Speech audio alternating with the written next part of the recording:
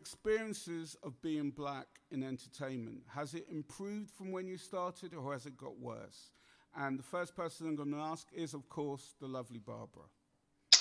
Well, thank you for inviting me. This is great. I would say my side of the entertainment business is more the corporate side. And if I'm on it, it's loosened up a bit.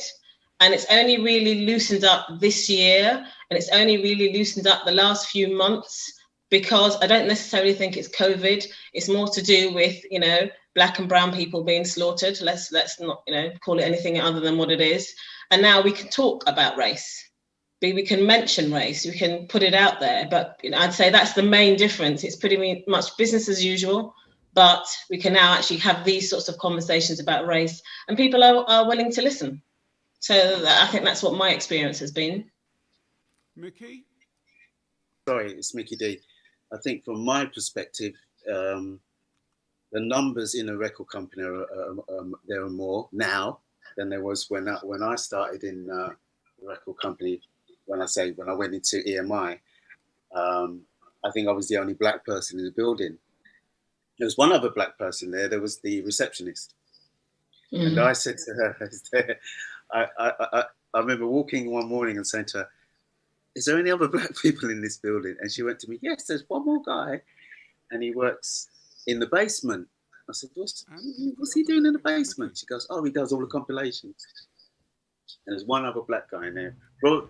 Robert Blenheim, his name was. You might know him, Dominic. And he was working downstairs in the basement bit. No windows in that bit. But he was the only other black person in the building. But what I would say now, there are more black people in the building. I don't know whether it's changed in terms of prospects. Probably. On the surface, it looks good. But I think what Barbara said is true. They're more conscious of black people now and more conscious of the social issues and the reasons why they have to now change and do certain things. And Gary? I think I'll agree to a certain degree. I think on the surface level, there's definitely been an increase in numbers within the industry, but my problem is kind of twofold. If you go to the majority of popular gigs, I've just done a self-isolation gig in Newcastle, which is kind of like one of the first of its kind. I know it's been happening for a good couple of weeks now. I think Sam Fender was the first artist, but with regards to the ideology of inclusion, right now, I still think it's within the framework of its ideological stance, as opposed to it becoming something that has been like stereotypically just rolled out across the board. I really don't think it has been rolled out across the board. I think right now we're still talking about it. I still think right now that if you go into the majority of audiences, most gigs are pretty much being marketed and portrayed for a particular person. Most gigs. And I don't think that has changed in 30, 40 years. If you think about if you think about the likes of Bob Marley coming to England and playing shows in England, the majority of his audiences were white because that was the audience that they marketed towards. If you think about the likes of Dizzy Rascal, when Dizzy Rascal gained his notoriety, again, the majority of his audience, once he actually broke into the market, the majority of his audience, again, was white because his whole marketing cycle is gained and is portrayed in a particular way that almost alienates. I think alienates might be a strong terminology to use because I don't actually think what the industry is trying to do is just target white people. I don't actually think that they're actually trying to do that.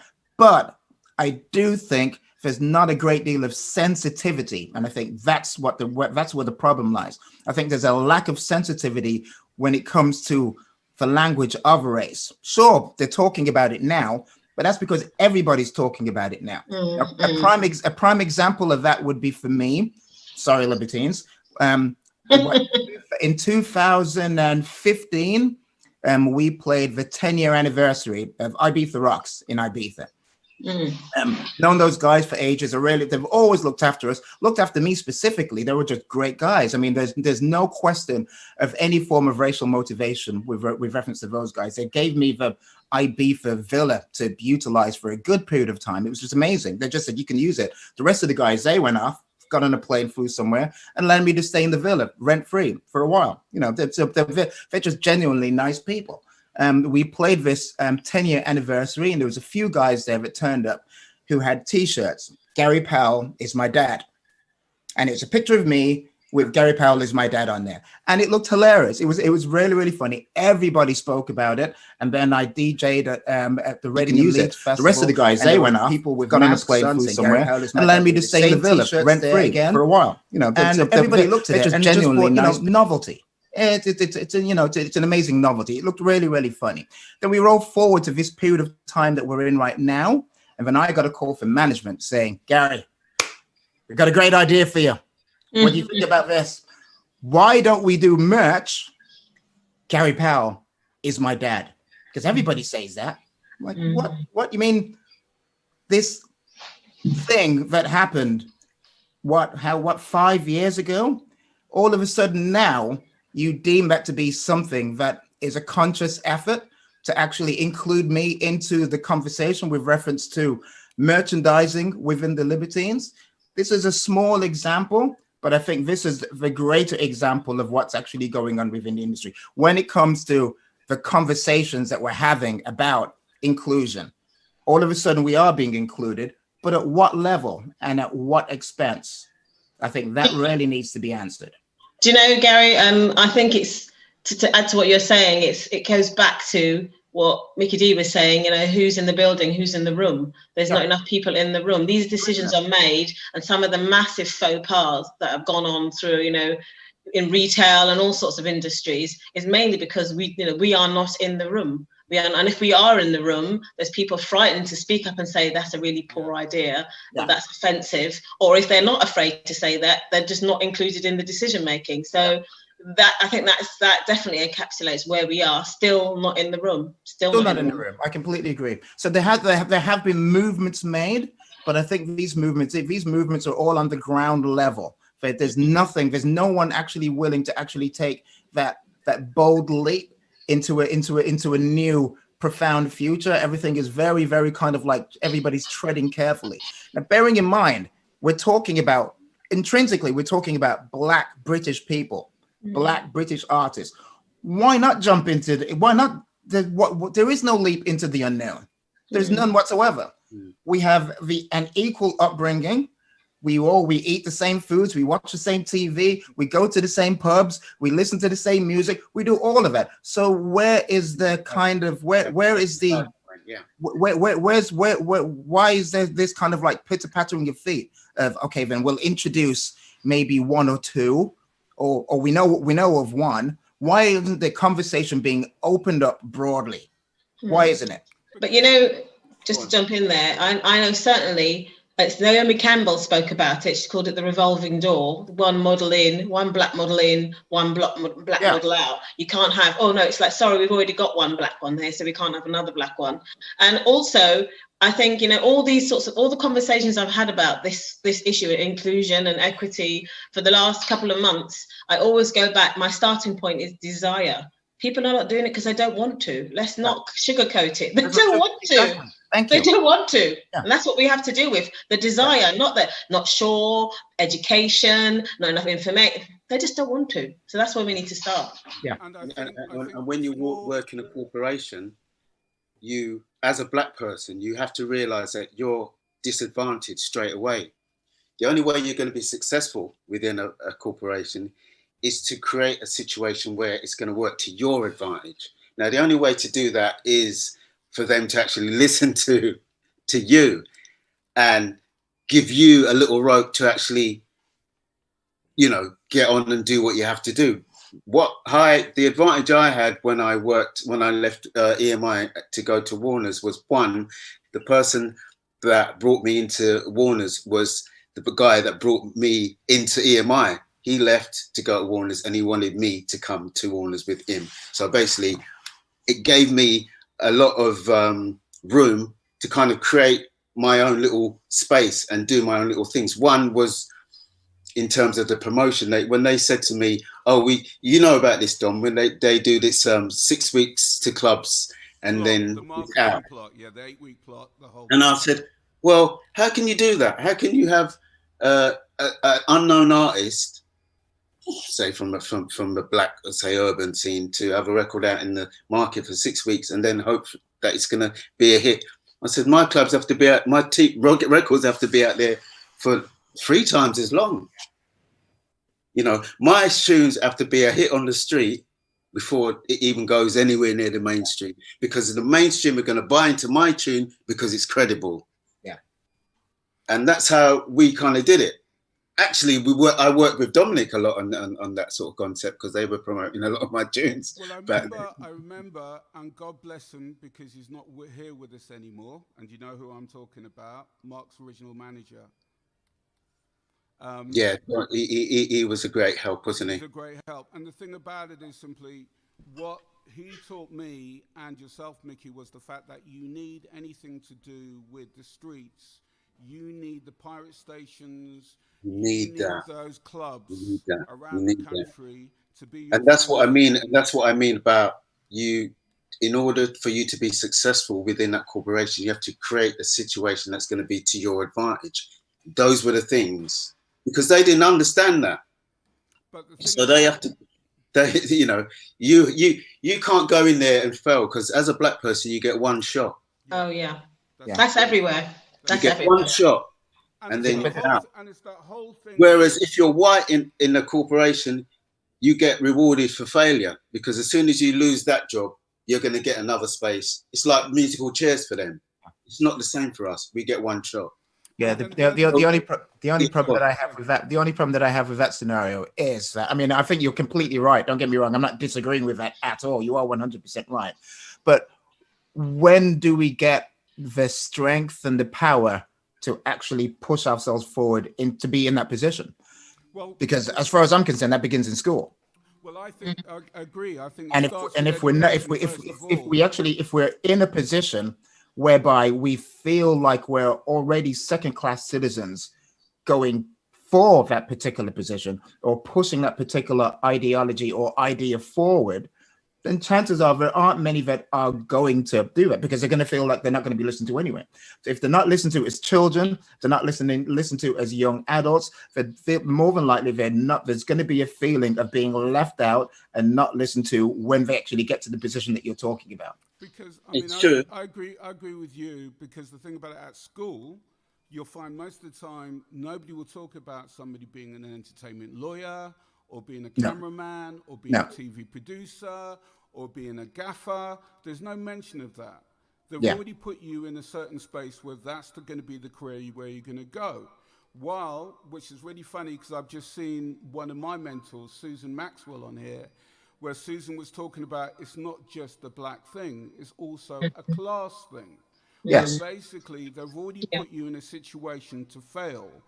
Then if you look at TV, where you walk into a room and you find out it's either Oxbridge or Etonians or Cambridge, and as Sue even told me one day, that basically this is a woman who's been in the TV industry for years, from Scotland, walked into the BBC, and as soon as she walked in, she heard those accents, and it made her go back to being a kid again. Like, am I sure I should be doing this? Should I be here?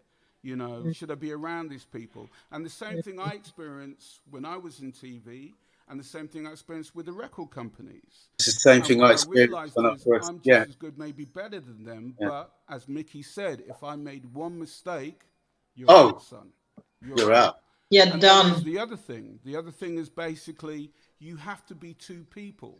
You have to be Dominic in his world over here and Dominic in that world. Well, you know what I used to call it, Dominic? Playing that game. And it's that time when you do open your mouth and say something. Mm-hmm. And as I was saying, do you think, guys, things have changed for the younger generation, or has it got worse?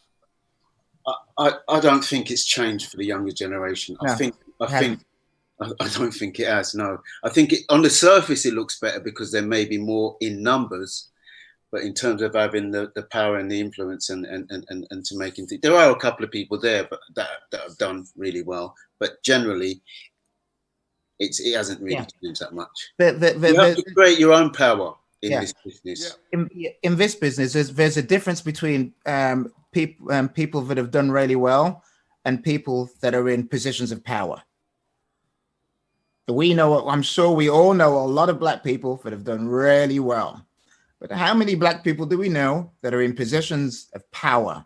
Yeah, it's the decision makers. Yeah. To me, for the younger generation, it may.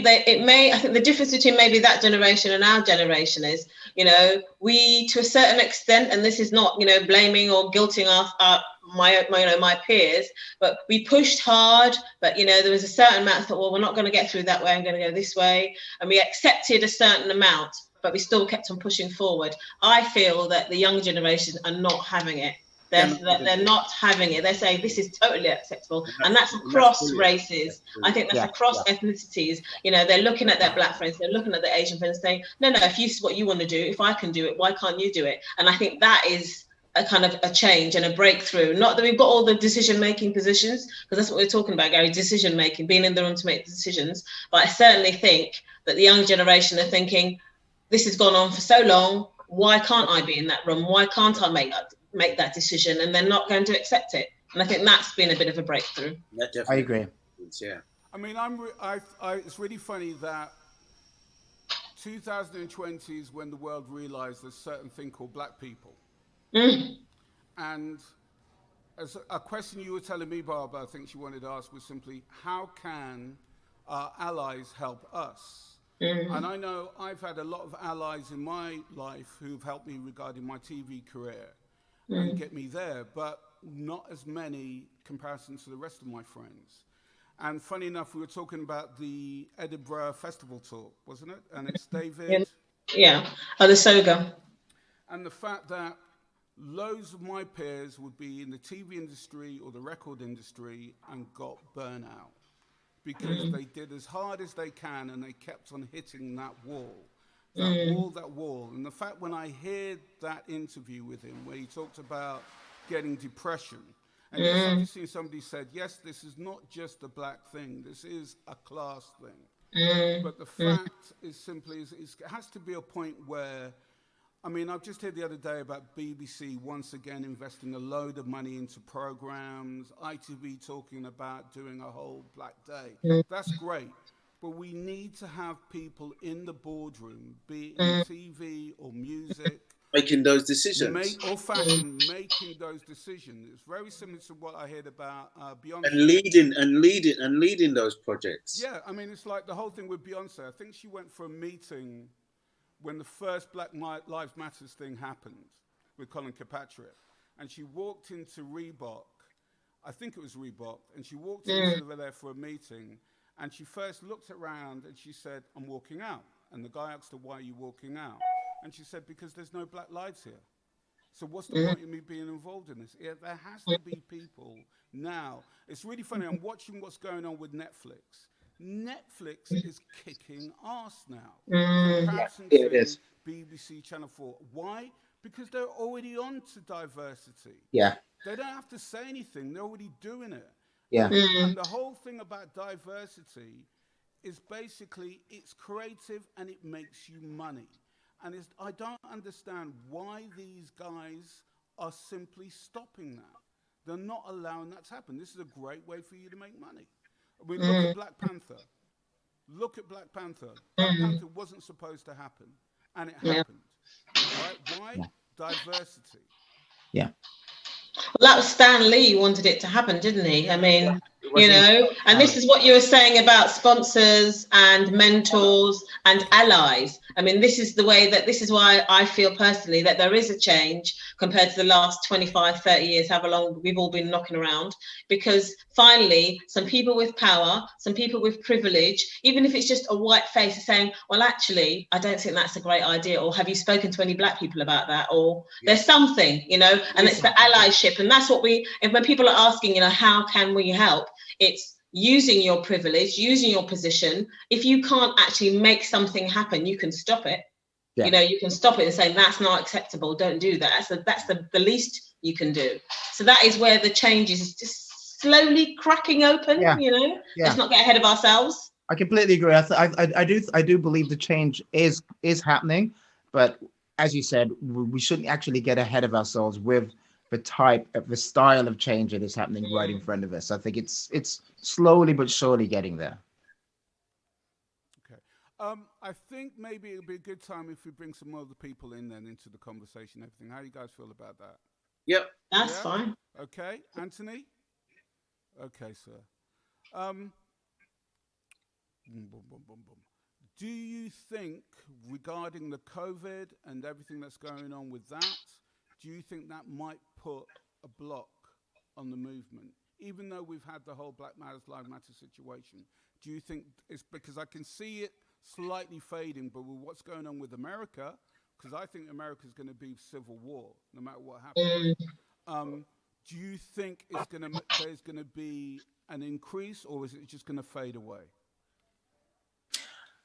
I saw something. I took the dog Pip. I took Pip for a walk down. Right. I was walking around the common, and then as I came back down the common, I saw a Black Lives Matter placard on the floor, just in the brushes, just lying on the floor. And I wanted to take a picture of it, but I stopped myself from doing it because, as far as I'm concerned, there's been a lot of pictorial rhetoric in social media. There's been a lot of pictures. There's been a lot of like the complete black kind of I'm representing Black Lives Matter. There's been the fist. There's been pictures with the posters, blah blah blah, all of the rest of it. But I haven't actually heard a great deal else that's actually happened. What Black Lives Matter really? They're talking about statues and all kind of other things now. And moving it away from that. That's why people are getting fed up with certain things. Exactly, and I think that's kind of like that's the rhetoric that's been created by oligarchs and MPs who actually allowed that conversation to happen, so that we then actually argue amongst ourselves instead of actually getting to the nitty-gritty of what we're actually trying to accomplish. Well, like we argue situation. Yeah, we argue about the land of hope and glory. Should it be played at the proms? I don't give a fuck about land and hope and glory. At the end of the day, I think this tune sucks, but good luck to you if you like it. But there's more important things to worry about. Sorry to interrupt, Dom. A few of us can't hear you talking. You sound quite distant, and everything you say is brilliant. So it's just a few of us saying it. Thank you. Okay, can you hear everyone else? You've got anything? Who's that? Who's talking? Who's talking? Joan. Just a few. I think quite a few of you people can't hear you, Dom. They're saying you're too low. I think a lot of people say that's a good thing to not hear my voice. But we're getting it sorted out and everything. And is anybody want to come in on that? Ask the question again. Ask a question. The question would be, how do you feel about Black Lives Matters? Do you think it's still carrying on with its power, or is it slowing down? I mean, I'll kick off. I mean, I'll take anything that celebrates African kings and queens globally. I'll take anything right now, because the world needs to accept the melanin in all its shapes and forms.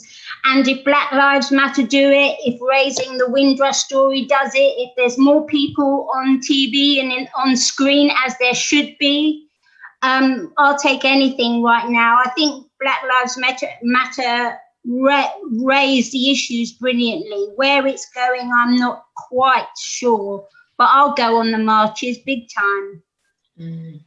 I mean, to add to that, I think if we look at how media is structured in this, in our country, and we know that it's controlled, it's not free press anymore. That's a distant memory. It's pretty much controlled, and there's strategies. And we know it's a lot of this statues, land and hope and glory, it's all diversions, and to turn us, as Mickey D was saying, to turn us away from our point. So, if you're on social media, LinkedIn, I mean, I do a lot of LinkedIn and Twitter, and we all say, yeah, I'm sure lots of you are getting bored, but we're not bored.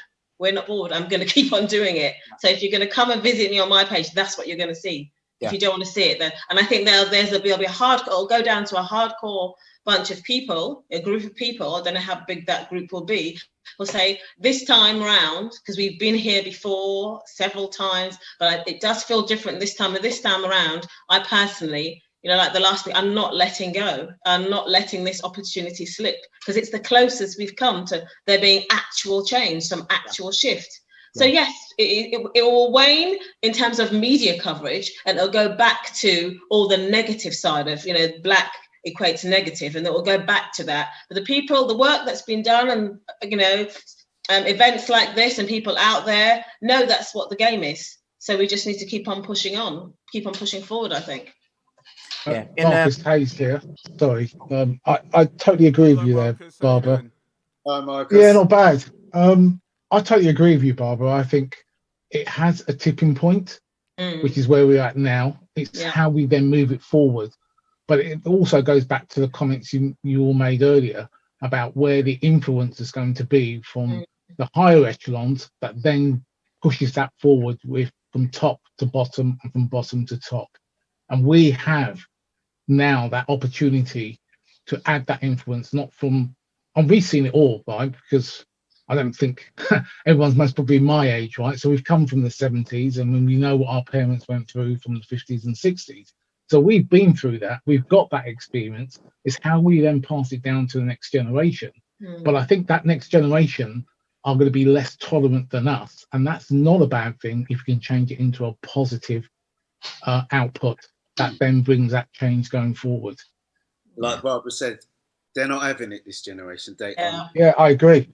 And that's not a bad thing. And I think they need to see us fighting, see us pushing, so they really feel there's something worth pushing on. You know, they see us making an effort and fighting and pushing and doing everything we can. It makes it easier for them to say, yeah, let me pick that up and carry on running with it, because something is actually moving. If we just accept it, then why should they do anything different? So that's why I think, again, it's different this time. May I say something? Yeah. Hey, Rhoda. Hey, Gary, all right? Doing all right. Yeah, I just wanted to say that I feel like I've been pushing at this door for 40 years. I kind of started on the basis of being an anti-racist artist. And I feel like I've been pushing at it for 40 years. And sometimes, like, for instance, last year we did like a 40 years of two-tone tour with the Selector. And there were, you know, things projected on the screen, and people were walking out, and you just think, we've spent 40 years telling you these same things and you haven't heard any of it. So, however, I'm not giving up with any of it. I don't give up. It's an everyday process. And because I was never at any point brought up to believe that I was less than anybody, and in my arrogance I often feel like the smartest person in the room, so I take no prisoners anytime and every time. And now I'm realizing that at my age I have the power to join. Now I'm, for instance, I'm an NHS governor. Okay, I'm going to do that, and then I've seen, okay, after I finish doing that, I'm going to do the next thing, because I'm going to be there. I'm going to be there on every committee. You know, I'm going to be there on every committee. I'm going to be part of decision-making processes. But unless we put ourselves forward for the boring shit, and let's face it, some of it can be, unless you put yourself forward for those things, it is always going to be someone else making a decision for you. So you have to join the committees. And I'm not talking about the kids. That's not for them. I'm talking about us. We're old enough. We should be joining the committee. Lived experiences. Panels. We should be putting ourselves forward and saying, actually, I know how to do this. Please don't tell me. Please don't speak for me, because I can speak for myself. Okay. Completely agree with you, Rhoda. Like in 2016, I started the movement Unity Rocks. That was basically a movement that was an outgrowth movement with reference to Brexit. and the extreme amounts of intolerance that happened post Brexit. Everybody knows that the world just got so right wing, and England specifically, it became so intolerant. There was Jewish hate crime, Muslim hate crime. There was, whatever kind of hate crime you could think of, there was hate crime. And so I was working with the charity Hope Not Hate, and members of the management company that we're working with, and we put on some shows at Brixton Academy and raised some money for Hope Not Hate, so they could actually roll out an educational program on the basis of intolerance in the north of England. Now, this time around, I've started working with a charity called Stop Hate UK, and they are working on the basis of raising awareness with reference to intolerance and racism around the country. Because I firmly believe with reference to the fact that we can't wait for anybody else to do it. But I actually want to open up the conversation with everybody. This is an open forum conversation, especially with those who actually disagree. The whole Brexit argument wasn't specifically about changing people's mind with reference to Brexit. It was about actually having an open forum so that people that could actually air their viewpoints, could actually let their grievances be known as to what they believe is happening within the United Kingdom now. And we can actually do the same thing now with reference to aspects of race. What do you actually believe is happening in the UK now? Because I know for a fact there are people in the United Kingdom, I was going to say in these here United Kingdoms, in the United Kingdom, who believe that it's not as bad as we say it is, who were looking at the whole Black Lives Matter thing and going, well, there are swathes of Black communities around. I see people there. I see Black people on TV. I see them on TV. I see Black musicians. I see this. But what they need to understand is that is a minuscule part of what it actually means to be a part of British society. If we look at the ethnicity of the United Kingdom, it's still around about 10% outside of being Caucasian in this country.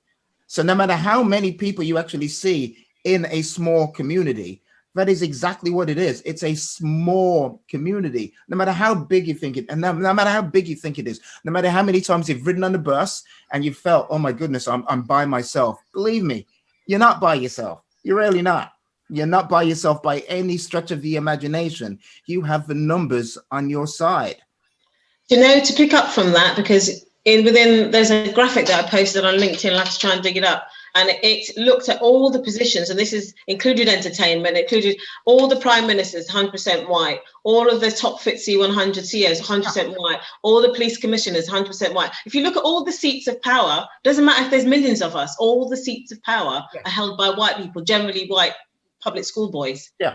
Generally, people who went to public school. So, to your point, there's people saying, yeah, I see you on TV, la, la, la, la, la, doing things that are stereotypical, possibly. But it just goes back to the argument, but who's making the decisions? Who's getting rich? I mean, this is going back to entertainment, especially the music biz. Who's getting rich? Who's making the money? My shiny face is singing the song, but who's really making the coin off of that? And that's where the power is. And who is allowing certain positions to be filled and certain positions to be seen? Because we know there are Black people in positions of power, but we don't hear from them. Why don't we hear from them?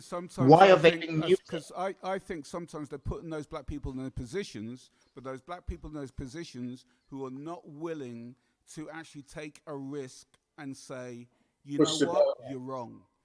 You should be doing that. This is what you should be doing. So far as concerned, you'll get a gatekeeper in there who, far as concerned, will take the money and keep quiet. Then rather than say, okay, enough of this. If you want to make that money, you need to be doing this. Bring those people in there. Get that person in there who's going to be head of diversity for the BBC or for ITV, who has got real power, not cosmetic. That's what I think should be happening. I agree with you, but I disagree only to a certain degree, because if that is every single Black person or every single person of color that has a position of power, if that is how they have actually ascertained that position of power, then what we're actually talking about now is even worse than we thought it was. This is 2 steps forward and a bunch of steps off the back of the cliff. we don't have anybody in a position to actually assist us moving forward. The gatekeeper type of person. Is that what you're talking about, Gary? Yeah. I don't think every single one of them is. I think there's a massive muting going on. No, I don't. I'm not saying that all of them are. I'm not saying that all of them are, but I'm just simply saying that I have friends who have gone in there and made a difference. And it's very similar to what happened with Obama in America, with the whole Democrats and then the Republicans always blocking. I've had friends who have had power and have gone in there, look, if you make these changes, this will make a difference. And they've said, yes, and they've blocked. And it's not only been on the black issue, it's been on the female issue regarding the BBC. And the fact is simply we go all the way around again where you get now a new head of BBC who's doing the same thing, where we're talking about Land of Hope and Glory. We're talking about stupidness about right-wing comedy, you know. It's not looking at the real problems and getting the real people in who understand the world, not coming from an Oxbridge, Cambridge world, but coming from a real world where it's diverse, white, working class, gay, straight, a proper mixed salad of people. Yeah, you know, a real land of hope and glory. Yes, my brother. Well, essentially, you know, if you think that the bottom line to much of our arguments are, if you look outside of these bubbles of power, it is a diverse community. You know, it's a diverse world. You know, you look outside, it is a diverse world. We're not asking people like the BBC and ITV to reflect something that's alien. We're not saying you have to create this world of, you know, different shades and different, you know, genders and what have you. We're not asking to create something that's false. It's actually the reality, and they are choosing to ignore it because that's where they feel comfortable. Yep. And again, to go with desire earlier, let's not forget comfort. Because it's something that, you know, we often discuss when I'm in these sorts of conversations is people don't want to do things and it makes them feel uncomfortable. And they're just doing what they know because they feel comfortable and no one's challenging them. And just to go back to your point about the gatekeepers, which is it's true, there's a certain amount, you know, there's the old saying that somebody said to me recently, you know, our skin folk are not always our kinfolk, or whichever way around it is. Just because they are black, just because they have some melanin, doesn't mean they're thinking the way that we are. You know, you only have to look at the Conservative who they've got in their party. They've got lots of brown people in there who are not doing anything for brown people. So, you know, let's not get caught up in saying because there's a black person in there, they should be pushing and they should fight. There's lots of black and brown and Asian, what have you, people who don't want to. Yeah, they just don't want to. Yeah. I'm going to add something. I'm going to add something potentially controversial here, because what we're talking about here are what we're talking about here is institutions that have been there for decades, who cannot change because they don't understand what that change is going to mean or the impact it's going to have on them. So what we're talking about here is about disruptors. And you mentioned earlier about Netflix. It's the disruptors that are going to make that change by default, and they will be the new institutions going forward. The institutions, when you talk about Channel 4, ITV, BBC, they are so stuck in their ways that even if they wanted to, they can't change. It's like trying to get an oil rig to do a 360-degree quickly. Marcus, It won't I happen. agree. And the thing about it is Channel 4, BBC, ITV, it's like the Titanic. You're watching them hit the ice and they're going down. Because you have those people like the Disney Channel, like HBO, like Netflix, who are just like 10 years in front of them. And they're playing catch up and it's too late. And let's not forget, Netflix has just recruited that amazing woman. I've forgotten her name, but she's the VP of marketing. She's African. She's Nigerian. She's outstanding. And there's a woman there called Anne Herbert, is the head of Drama UK, who's fantastic. And you watch her go. And I think she's in the Vogue Top 20. All right. And then these are going to be the disruptors. As you said, Marcus, I think also it's like what I think Gary said earlier, and Barbara, where it's who you're comfortable going down to the pub with. It's at the end of the day, you go to work, but are you going to be comfortable, even though you're reading The Guardian, with another black guy coming down the pub with you? Or are you going to be more comfortable with that class of people who are used to being hanging with? And that's the other thing. I'll tell you a funny story. When I was at, I think it was EMI, we did a hip hop project where we were putting together all the compilation which I led because I. Can everybody hear Mickey? Can everybody hear Mickey? Yeah. Can you all hear me?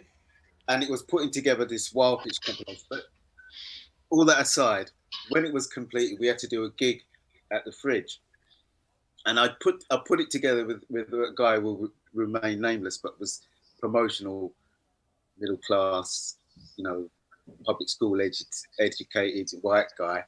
So we had to go to the gig. So I said, blah blah blah. I'll meet you down there. I'm just gonna be. He goes, can you come? Because he's going in the Fridge where it's like Brixton, yeah, all black people, not one white person probably. So he's clutch my pearls. He's scared. I've never seen a guy. Deer in the headlights. I hold his hand. I was like, wow.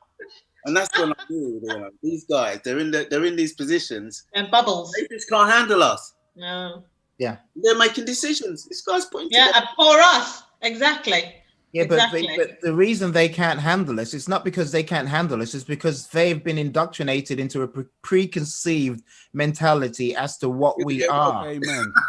That's what that's especially what in Brixton. Of course they can handle us, because we are, generally speaking, we are no different to them. There's no difference whatsoever. There's none whatsoever.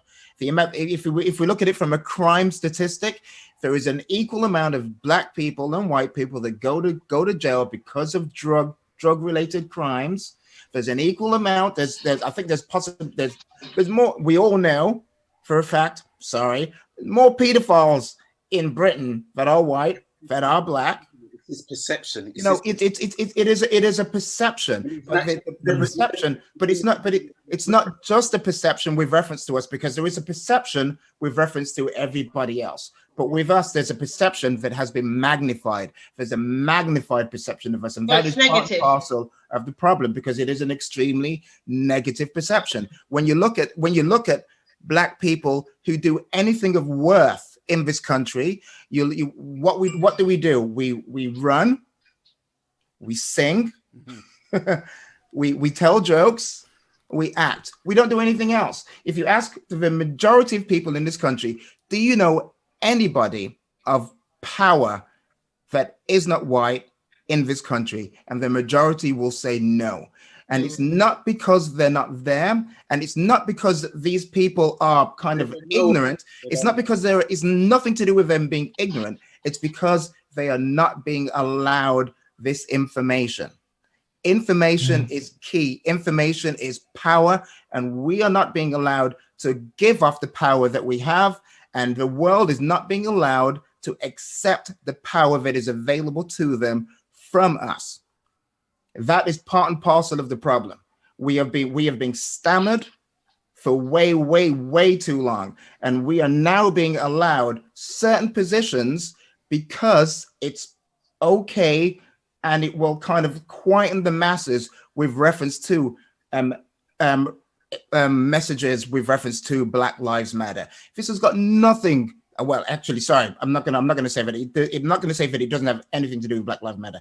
Obviously, it has everything to do with Black Lives Matter, but it is everything to do with this class system that is going on in this country. This country is so classist. When I was growing up, everybody spoke about the class system within the Asian community, whilst ignoring the class system that is happening within the British community, ignoring the fact that Asians flew and Jamaicans flew and Africans flew and Polish flew within the realms of the Battle of Britain.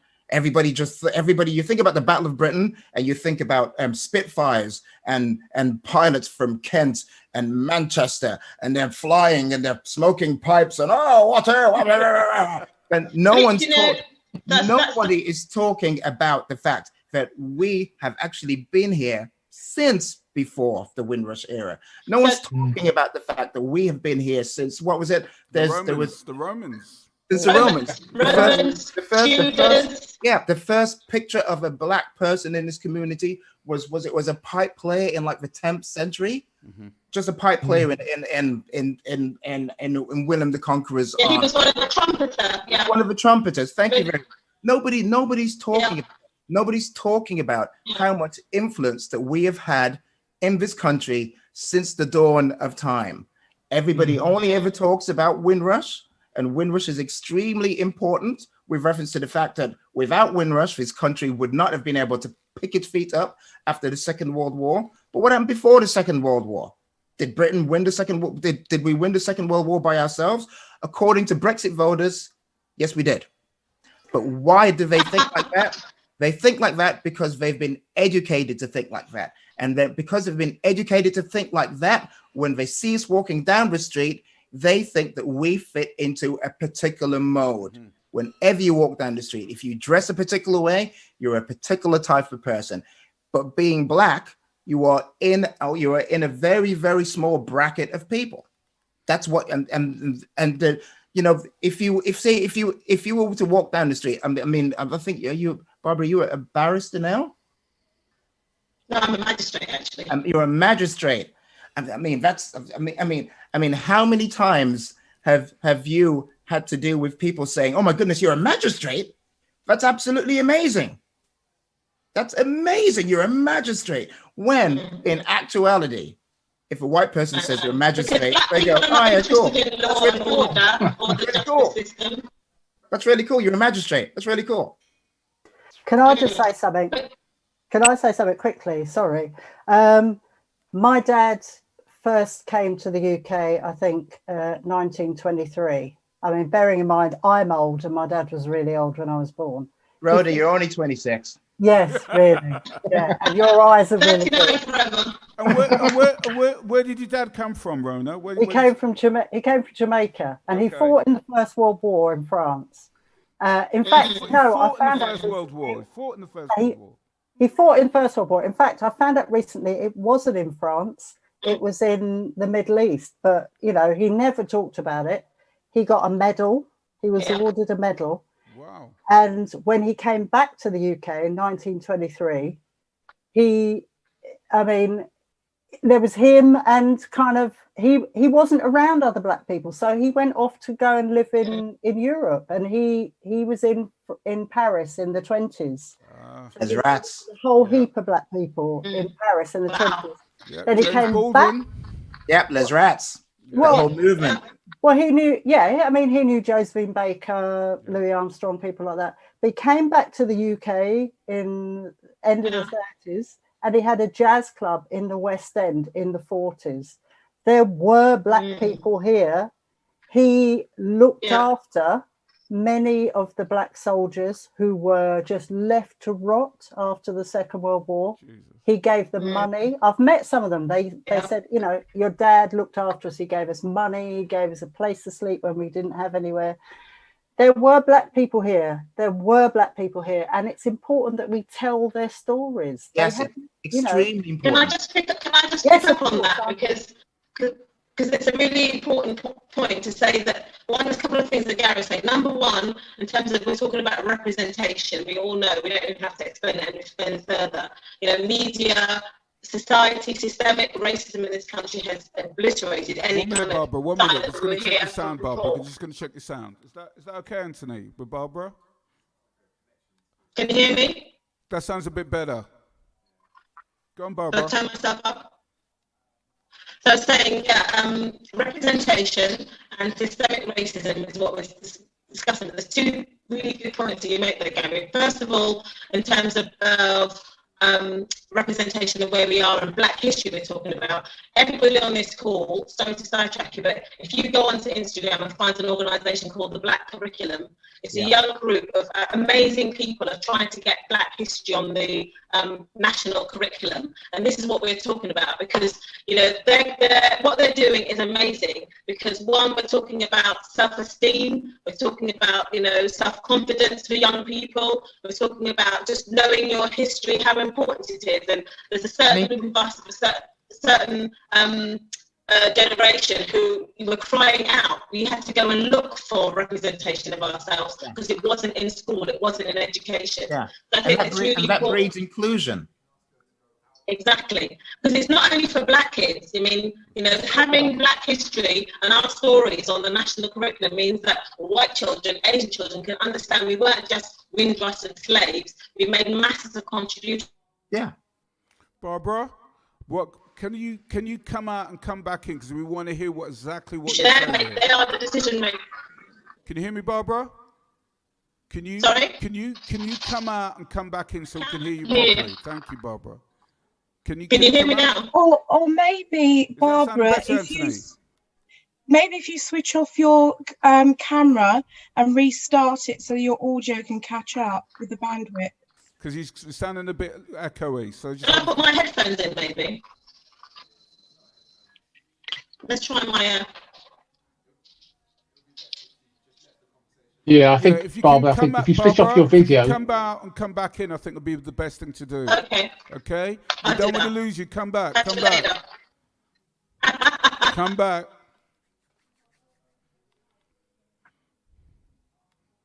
But I mean, as we're talking about racism, I mean, there is a difference between the racism here and the racism in America, isn't it? Yeah. I mean, the racism in this country is covert. Yes. Yeah. Whereas in America, it's in your face. Blatant. No. Blatant. I'd rather it be that way. I would rather it be that way. Yes. I'd rather know where I stand. Yeah. But we don't here. No. And in a way, it's worse.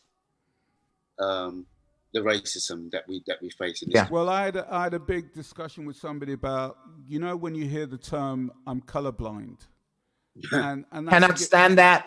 It freaks me out. It was basically simply we were arguing about a lady called Kate Prince, who is a choreographer at Sadler Wells, middle class background, white.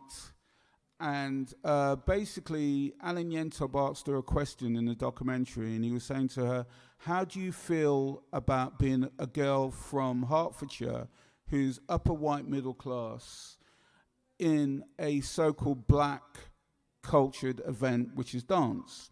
And she said, oh, no, not the race thing again. I don't really see color. And that freaks me out. Because the fact is simply you have people like,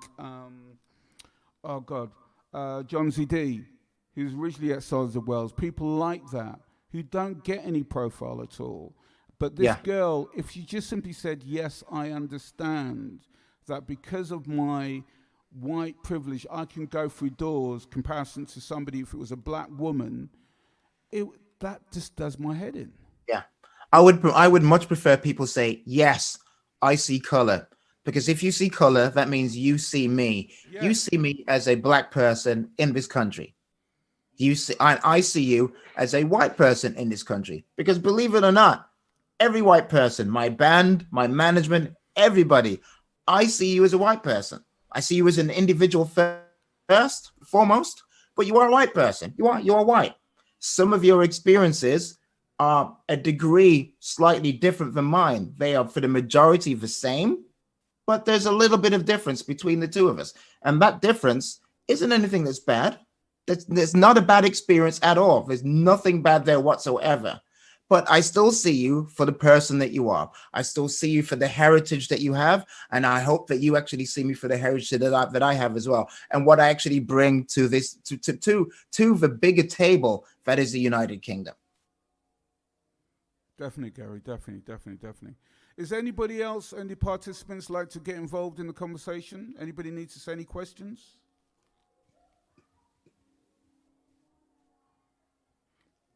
Anything, Anthony? I'll always say something if no one else does, but I'm sure that... Go, Joan. Go, Joe. No, I was just going to say everything you say is brilliant, and I absolutely love this, and I wish there were more sort of Zooms like this, because it's actually really reassuring. And there are a few friends on here, mine as well, and that's how small the village is in the sort of entertainment world. We all kind of know each other. And that's how little the representation is. And what I wanted to say was that when you're dealing with the lack of representation, if you can convince an entire nation that Jesus was white, I'm not religious, but if you can convince an entire nation that Jesus was white and had blue eyes, then you realize what we're up against. Yeah, we're up against having to completely recalibrate how people absorb information. I always say that telling people that Jesus was white was the best marketing campaign in the world, because it was so powerful and it was so global. And therefore, whatever we do next to get people to accept, acknowledge, and embrace, and just get down with it and deal with it, to get more representation in every walk of life, is to somehow either of course it has to be in history books, of course it has to be representation in TV and in music, but it mustn't be tokenistic. And at the moment, a lot of stuff is tokenistic and paying lip service. And to get people into boardrooms, I think we actually literally need to write to people as large Black groups and say, why aren't you hiring? Why aren't they in the boardrooms? It's almost as if we have to do the equivalent of BLM, of Black Lives Matter, but the approach is targeting businesses and saying, why don't you have a melanin kings and queens in the boardroom?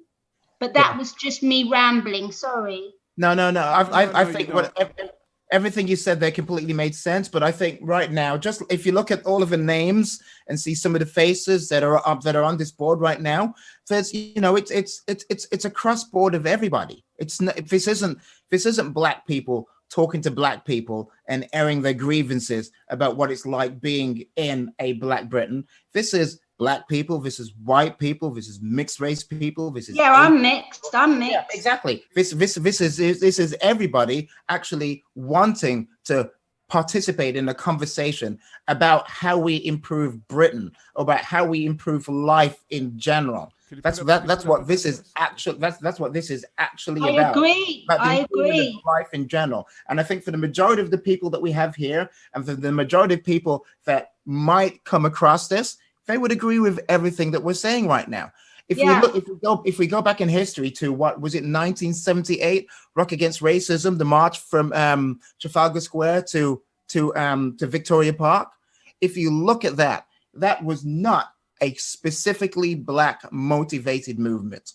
That was about tackling racism in this country, because the people, forget the politicians, forget the powers that be, the people with money, the people, everybody down in the street, they looked around at each other and they went, you know something, for the majority, I see you and I hear you, and I want to experience what you're experiencing. And I think we have a lot more of people of that frame of mind than we have of the other. The difference is all of those oligarchs, all of the racists, all of those, excuse my terminology, fucking idiots, all of those guys, they've been allowed to speak a lot louder.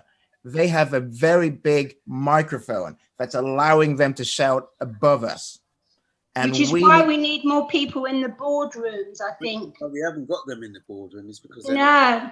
And that's why I think Barbara should come in here. I think, but we're just talking about the whole thing about the power of boardrooms and also regarding colorblindness. But we're not in the boardroom because we're not given a chance to develop within the company. But that's part of the systemic racism. I mean, let's not. There are a lot of talented people of color in all the arts. Yeah, we're not given the chance to develop. And like I said, between us, you get one shot. Yeah. No, that's true. And when we're talking about some of the work we need to do, with our allies and having these sorts of events, I mean, let's not forget it's systemic racism, it's systems, it's processes within organizations that stops that from happening. And they're put in place, and it's like a well-oiled wheel, isn't it? It just keeps on going, picking people that look like them, picking people they know. I mean, a prime example is unpaid internships that had to stop because there was no poor, and this goes back to classism as well. Kids, wasn't it? Exactly. There was no poor, definitely not Black, definitely not Asian people who could go and work for free. It was only going to be a certain class of people, and that perpetuated, those opportunities, and that has to stop now. So when we're talking about, when people are thinking, where is it? I don't see it. I don't see where the problem is. Look a bit further. Every organization pretty much has systemic racism, and every report and every finding from the Macpherson report onwards, the Scarman report before then, is institutional racism. Yeah. Keep saying the same thing. It's there. So if you look, you can see it. Yeah. And also nepotism, because you find out in most of those companies, be it TV or music, you'll find out usually the people in power is related or friends to the person who are in power. So, and as Barbara just said a while ago, they make it a situation where how can a working class kid from an estate work for free, be an intern and survive when he has no money or she has no money? Okay, where they have to pay to get into work, they have to buy their own lunch. It's not going to work. It's like what David Bowie said. If he went to a record company now, he wouldn't be signed up. And the same situation regarding sort of like a working class kid. How can they get into TV, film, or music when you've got to think about feeding yourself? David Bowie would be signed up right now. He would be. Yeah, no, he totally would. But you know why? Because if you look at the likes of Stormzy and Skepta and the like, what they are is a modern day punk movement. Yeah.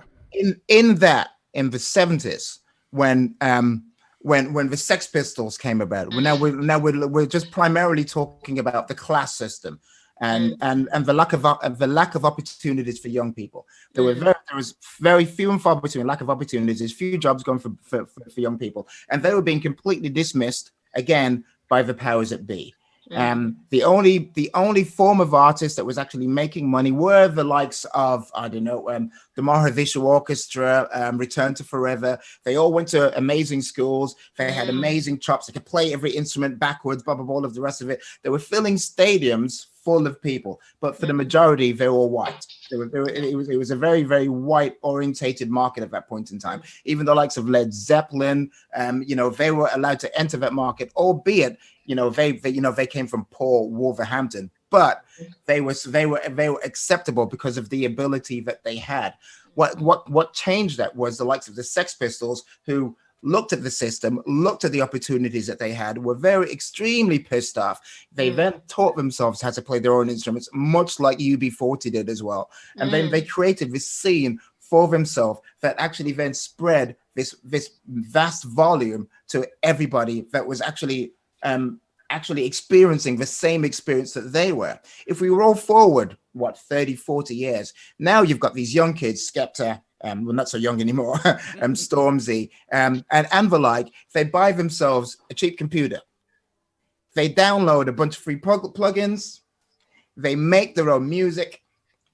They originally uploaded it to AOL. What was it? £5 to upload? They uploaded it whenever they wanted to upload. They sold music from the back of the car. You see them now. You go into a high street. You see brothers stood there. You see everybody stood there. They got CDs. They're selling them. They're working hard selling them. They're trying their best to get themselves out there. These are the people that we need right now that are going to make the difference. Because unlike back then, unlike in the 70s, that was reaching out to a specific mode, a specific genre of people. Whereas now, everybody's listening to a bit of grime. Everybody's listening to that. If we now, the marketplace, the bubble has completely changed. The bubble's completely changed. You can't. I'm quite positive that there's possibly more white people that will buy a CD from a guy in the street than black people that will buy a CD from a That's cultural, though. Yeah, I would say. Sorry to interject. I would say, but it's a positive thing. Go T-Max. I would say that. I'm good. I would have to say that I don't think Bowie would get signed now, for the simple fact that cultural changes. We are what's cool right now, and a lot of the things that are happening are kind of around black culture, black scenes. It's not to say that he wouldn't necessarily have an audience. He would definitely have an audience, but would he be listened to in the same way? I'm not entirely sure. But that aside, I think the other elephant in the room that we also need to be talking about is that we are not, as creatives, we are not passing on information in the correct way to those people coming through or who want to come through as well. So for those of us who, you know, because obviously the people in this room currently are of a certain, let's say of a certain age, right? It was interesting to me when I was kind of involved in media and publishing and stuff, that it was difficult to just get information from people. People didn't want to talk. They didn't want to share. They didn't want to, you know, they didn't want to kind of give you their connects, their contacts. And a lot of that is what was missing from the scene back then. A lot of the things that I was taught or that I picked up, I happily passed on, because I knew that nothing was ever going to change unless that changed. So the difference between then and now is that what you have is the slow kind of dissemination of that information, people that were able to utilize those things and then expand on them. The people that you have that are kind of doing great things now are people that, yeah, they like, as you said, Barbara, they are people that are not accepting, this is not for you, this is not what, you can't do this. They're not accepting those things. So as time has gone on, people are less inclined to believe that kind of mantra and those kind of doctrines, right? Also, as time has gone on, the cultural shift has been such that Black culture is what is predominantly seen as being a thing that people need to be into.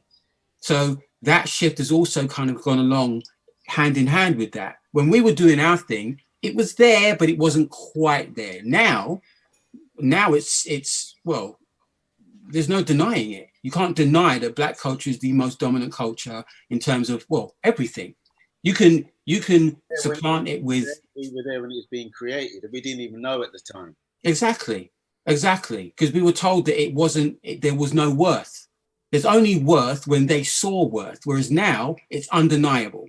So when you have these people that are, you know, the pop stars, the people running their own stations and all this kind of stuff, it's because there's been a parallel that runs between the two things now. So before, yeah, it was about not having the information. One of the things that I was me and my partner that I was working with, Fusion, the thing that we were most adamant about was passing on of information. It's not about you holding on to something so tightly that nobody else can come through. It's always about passing on information. So that for me is the thing that's always been the you know, what has held a lot of things back. But again, because of time, everything is kind of, it's getting there now. It's definitely getting there. It's getting there now. And with reference to the passing of information, T-Max, I think, hopefully, I think you may agree with me with reference to this.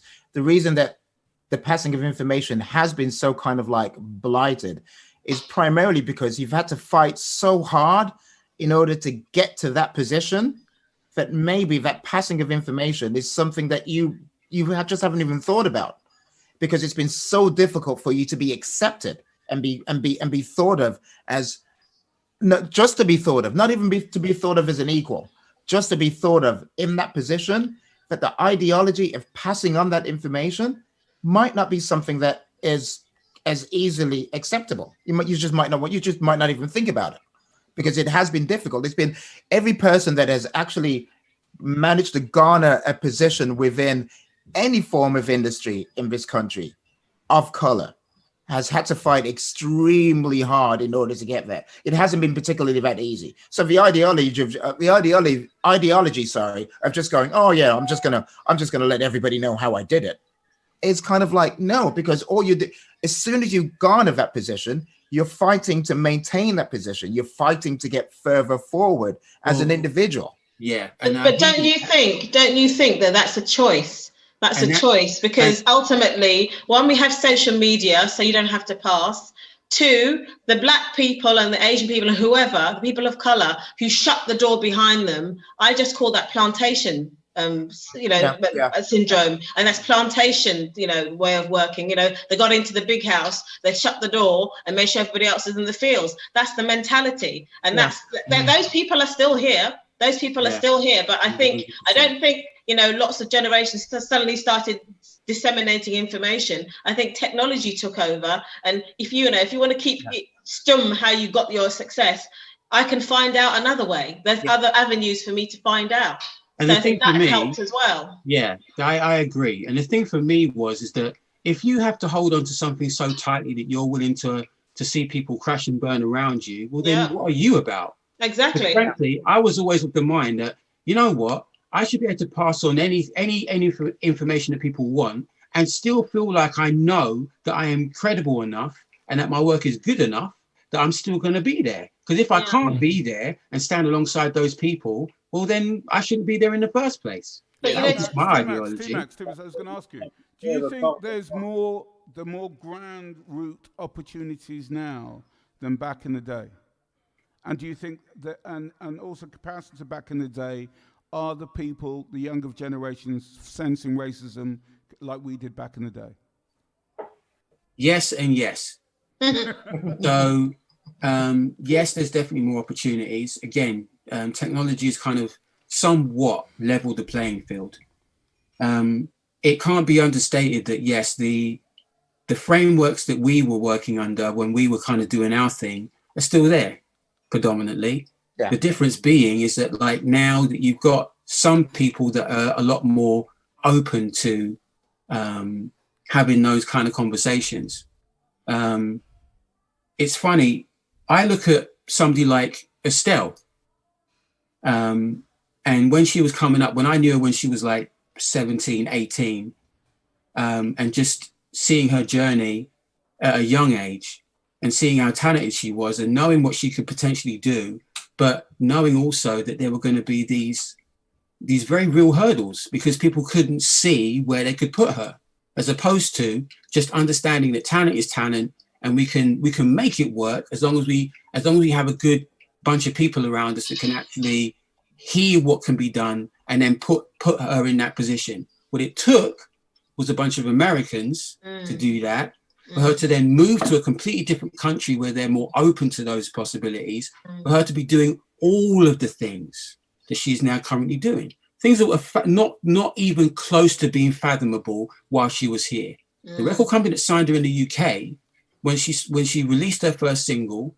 and then just after she released her second single, were like, yeah, but this is as far as you're ever going to go. Yeah. As far as you're ever going to go.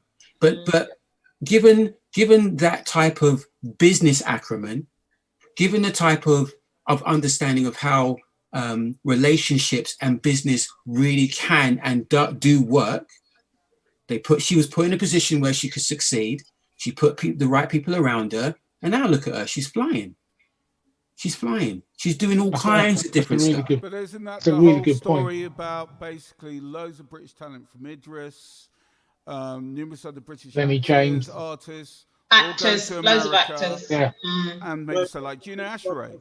I was watching an interview with Gina Ashray, and she was saying what Barbara said a while ago, where she was like packing it out at the Edinburgh Festival. People were turning up to see her. Then she went to the BBC to see about getting her own show. And they said to her, well, we've already got a black girl doing comedy. And it's Three Non Blondes. And she said, well, look, I'm not the Three Non Blondes. So she had to go to America. Now she's got her own TV show. It seems to be that whole thing of you have to leave this country to go to America to be big and then come back and then they acknowledge you. And then like Idris now, they're offering him everything. Because what we always forget with the UK is, and then somebody alluded to earlier, it's not only the class system, it's in the UK, I'm in PR, and I always say UK PLC has done the most stupendous PR job. Their shit don't stink at all. We had nothing, slavery has nothing to do with us. It happened over there. It's really bad in America. We're all upstanding in the UK. No racism here. And they've done a fantastic job. But it's really that we know that the racism here isn't exactly the same as the States because we're not all armed. Our police aren't armed. If they were, same thing. So essentially, with the things like the BBC and, the creative decisions that are made while we have to go over to the States. So the States are there racist in the States, but money is money and talent is talent. Exactly. And, they'll go for it. Here, they're still going, yeah, she's talented, yeah, but you know, she's not the right class, she doesn't speak properly, she's not from the right. They're still wound up with all of that stuff, and that's post-colonial, that's white supremacy, that's, you know, there's a certain amount of people who are supposed to make the decisions, and you're not one of them. So, you know, it can't happen, and that's the thing we have to remember with the UK in that mix there, you know, the kind of post-colonial opinion, like they never really gave up the empire. Well, let's break it down. Basically, the first time I went to a record company in America, I couldn't believe it. It was like paradise. Yeah. Black music and black people.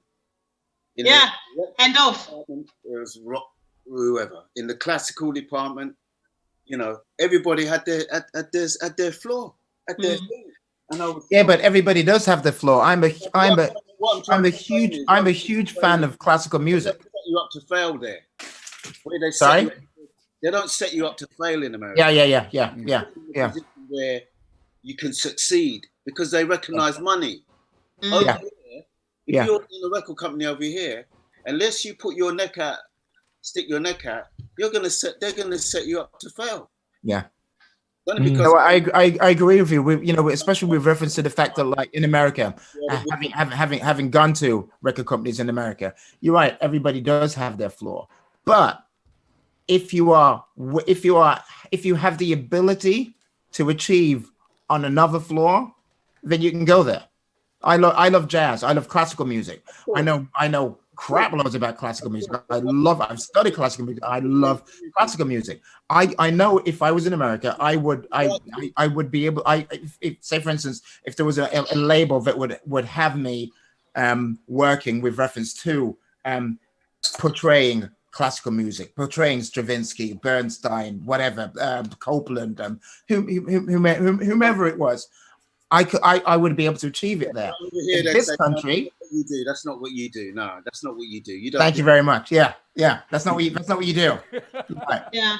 You're right. Yeah, here's the box. It's outside the box. I can't come. Yeah. You're not in the box. You're not in the box. No, but there's the box. Say one thing to Dominic, Martin Ocasilli. Yes, my brother. Supposed to do that. So half Irish, half Nigerian. Amazing cello player. Influence, Lenny Kravitz, Yeah. Jimi Hendrix, the whole bit. Mickey had already just blown up with Mark Morrison, killing it. Martin comes along, fantastic musician. You know reviews, the whole bit, history of the Black Celt, and you could see the frustration with them. It's like, this doesn't work out. How can a black guy be playing rock music? And signed Irish. But Phil Lynott, he was doing it back in the day. Yes. Well, what you mean? How can a black guy be playing rock music? Which they invented. Which black people invented by black people. Yeah. Hello. I don't know. I've got no idea. How did that happen? No idea whatsoever. So the other thing as well is that it's a mentality of the way that business or doesn't work in this country. So everything is short term. Everything is very.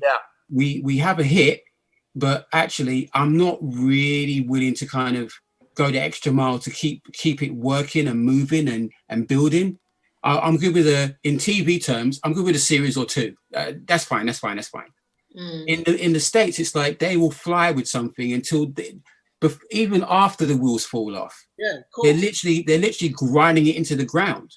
And again, it's a mentality. So for them, of course, how are you ever going to see somebody that you don't identify with, can't identify with, evidently, and then say to them, "Oh yeah, I can see you having a career, or I can see you having a hit, or I can see." No. How can you see that when you can't even see it for yourself?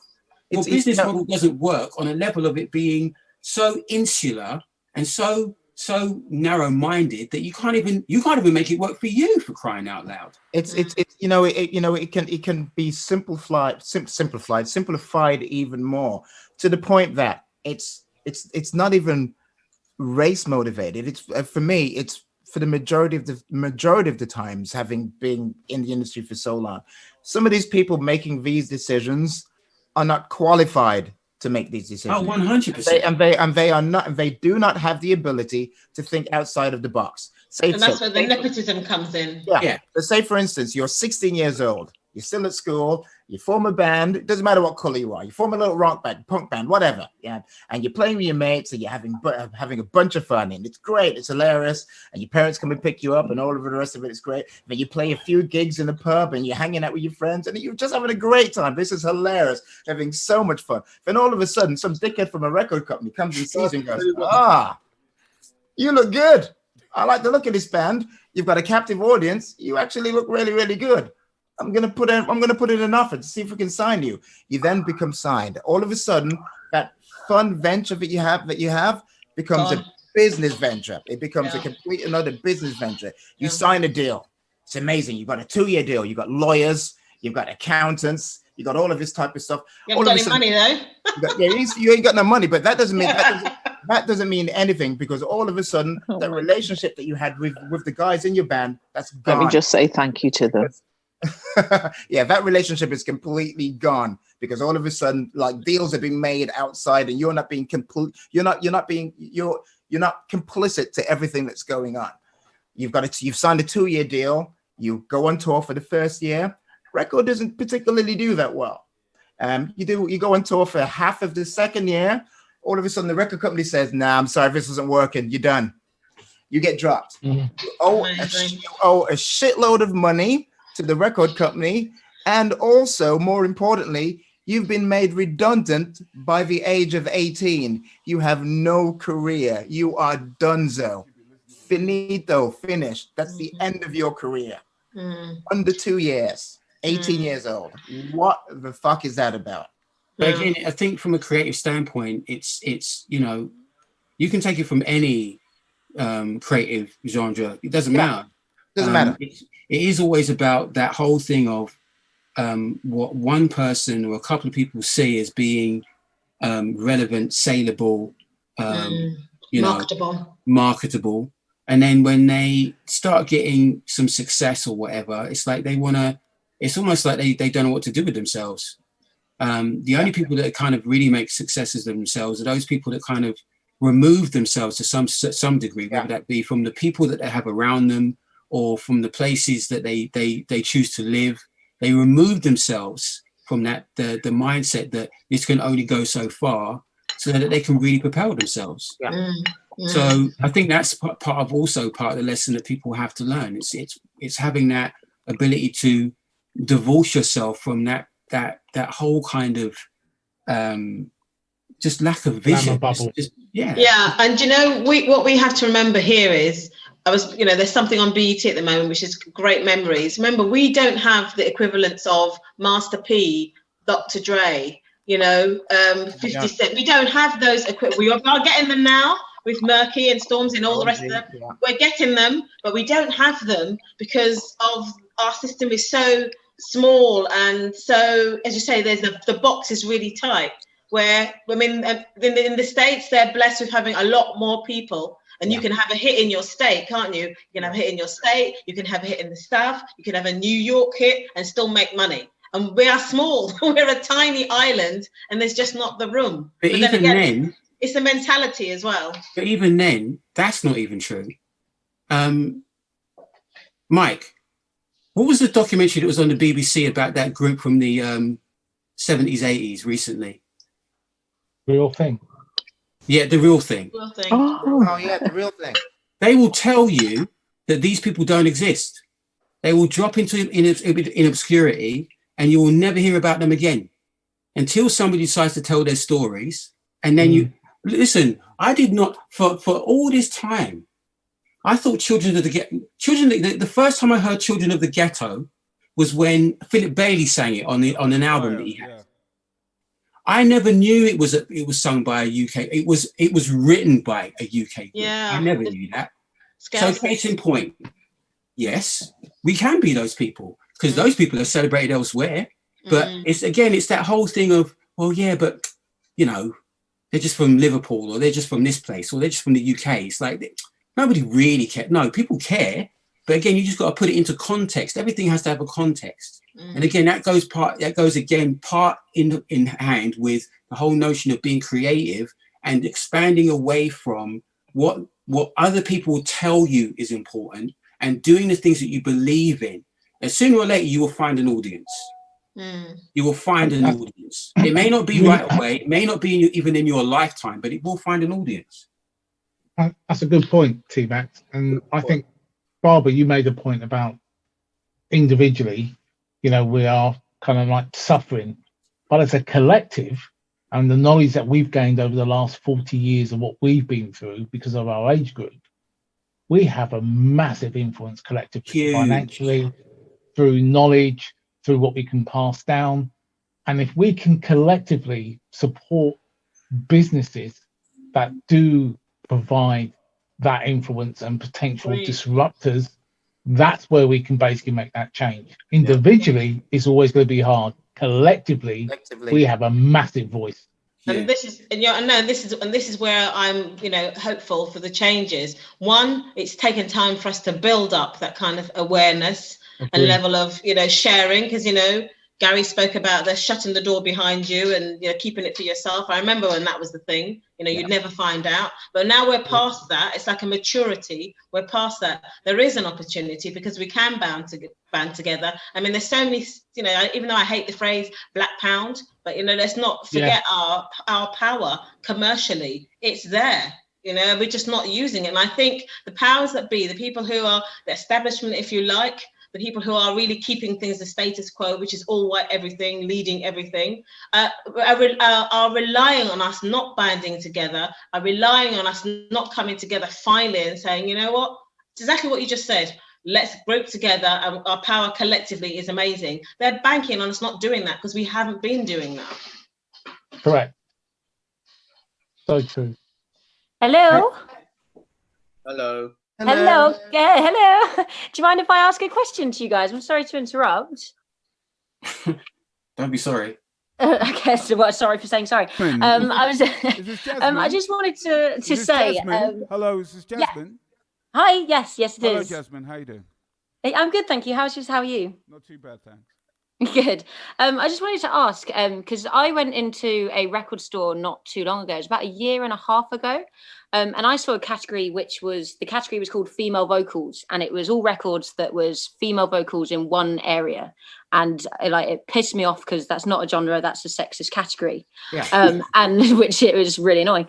But I wanted to get your thoughts on the term urban, because I used to work in HMV and there was the urban section, which I had a massive problem with.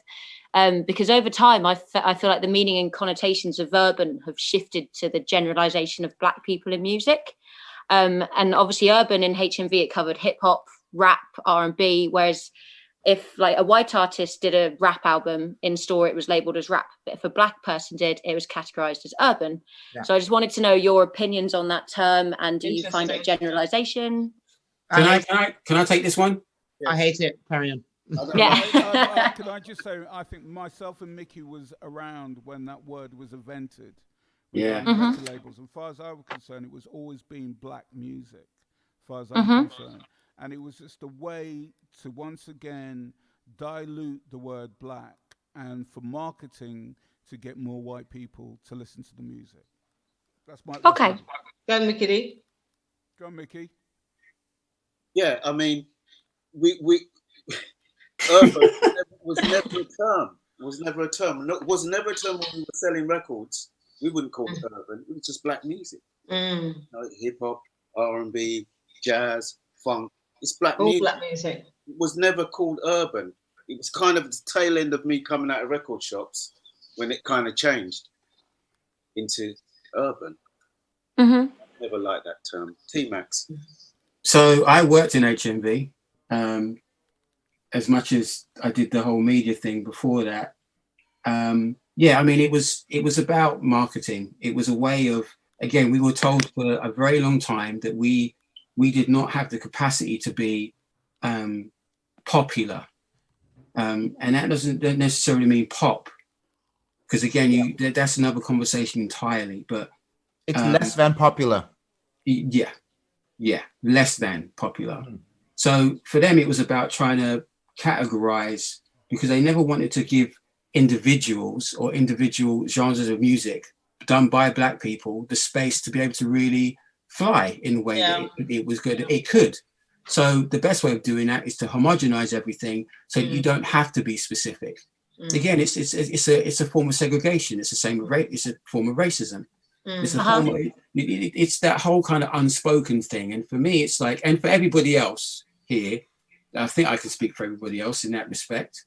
The way in which people tend to want to engage is on their own terms. And as long as you don't challenge those things, it's fine. But the minute that you start becoming a little bit more, you know, I don't know, popular, right? The demographic of artists today speak of that. You're not going to get, and we keep bringing up these names, but you're not going to get a Stormzy, you're not going to get a Skepta, you're not going to get a Dizzy, you're not going to get those type of people doing what they're doing by conforming. They didn't conform, they just did what they wanted to do and found their audience. And that's what we tried to do, but we were just pigeonholed. So the normalization of Black music was only been done by the notion of the democratization through technology.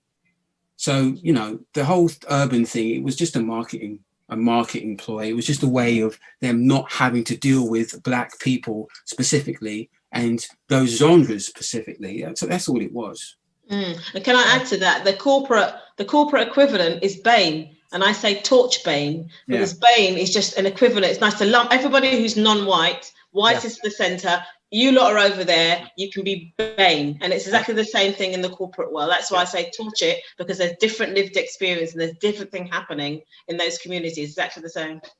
And that and that actually highlights my point of view. My point of view being, I've always hated the terminology urban music, but I'm not actually okay with the terminology Black music, because what is Black music? If you were to go into HMV and go into a section that was just Black music, somebody put a blindfold on you and you were to pick up a record, pay for it, and then walk out, what would you end up with? Would you end up with R&B? Would you end up with rap? Because that's what Black music is. It's the subgenres of R&B, rap, and reggae. That's it. That's what they expect it to be. Yes. But what about the invention of jazz? Black people invented jazz. What about the invention of rock?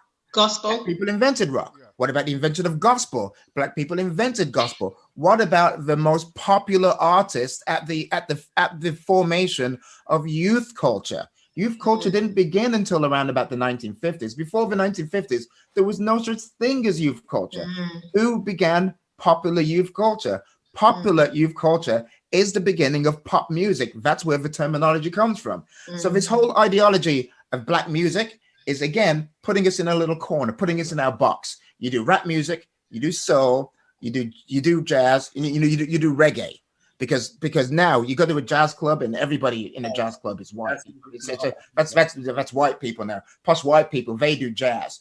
Black people invented jazz. That is one of the most important inventions in American popular culture, jazz music. Because and its history with reference to gospel music, and how that then transcended and became rock music, and how that then transcended and became popular music. Black music, as far as I'm concerned, that's a misnomer as well. That was the beginning of actually putting us in our little bracket, and it was and that bracket was made even smaller by calling it urban music. Yeah, no, yeah, I hear that. Thanks for the response, guys. No holding back. We are strong enough as a people, and we are delved enough within the industry to be multi kind of like genre splitting. Yeah, I think wrong enough for that. I think Black music is Black. Any music that a Black person makes is Black music. Yeah, thank you very much. Thank you very much. That's what it is. No more, no less. Yeah. We are strong enough so that you can actually flick through a classical section and you will find The Kane Masons, the whole family are classical. They're absolutely you will find stunning. Black composers, you will find black musicians. Yeah. We don't have opera to. singers. There's some serious black opera singers. Wherever, that's what I'm saying. Black music is just, you know, what we do. It's music. It is what it is. Music. Yeah, it is what we do, and we are strong enough within the industry, and that is part and parcel of the problem that we have right now, because they want to pigeonhole us. They want to tag us to a line so that we can actually stay within the borderlines of what they deem as being acceptable, so that they can actually then continue on going on about the business. And I'm not specifically just talking about white people now. This is not specifically a race thing. This is a class thing. This is those people who believe that they are better than us. And those people who believe they're better than us, they believe they're better than poor white people as well. They believe they're better than everybody. The difference is they will pit poor white people against us. They will say, well, at least you're not black. Preach. When in actuality, that poor white person ain't no different from the poor black person. There's no difference whatsoever. No. There's one difference, but yeah. Yeah, there is one difference. But the actuality is you're just as poor. Your opportunities are maybe a little bit higher, but you're not being allowed the opportunities that you believe that you think you should have. You're not being allowed those opportunities. You may be getting a few more opportunities, but you're not gonna get to the boardroom. You're a poor white person. You're not gonna get to the boardroom. And but you're not even invited to the shortlist. I mean, you know, sort of, isn't it that white working class boys are doing worst academically in this country? Yeah. You know, so they're actually doing worst of all. So I see us only rising from here. We're not at the bottom. We are rising. And how do we make sure that others rise with us? Do we all pick someone and mentor them? What do we do? I always try, and if I'm having a gig, I try to get, you know, a female fronted band or a female band to support me. I try and get a female DJ. I've had like female, you know, black female poets on with me, things like that. I try and mentor. I think we need to take somebody under our wing personally. You kind of have to take that on, mentor somebody, and make sure it's down to you that somebody else moves up the ladder. Rather than, I mean, forget the pulling up the ladder behind you. We need to make sure personally that we take someone on and make sure they progress. Because supporting them is okay, but like we've got to do more. Yeah, it comes down to the indoctrination of the right ideology, and without the right ideology, we'll never be able to move forward. Yeah, I mean, Barbara said earlier the whole thing about how can your non-black allies help each other, and that's what we're talking about. You need to be bringing somebody up with you.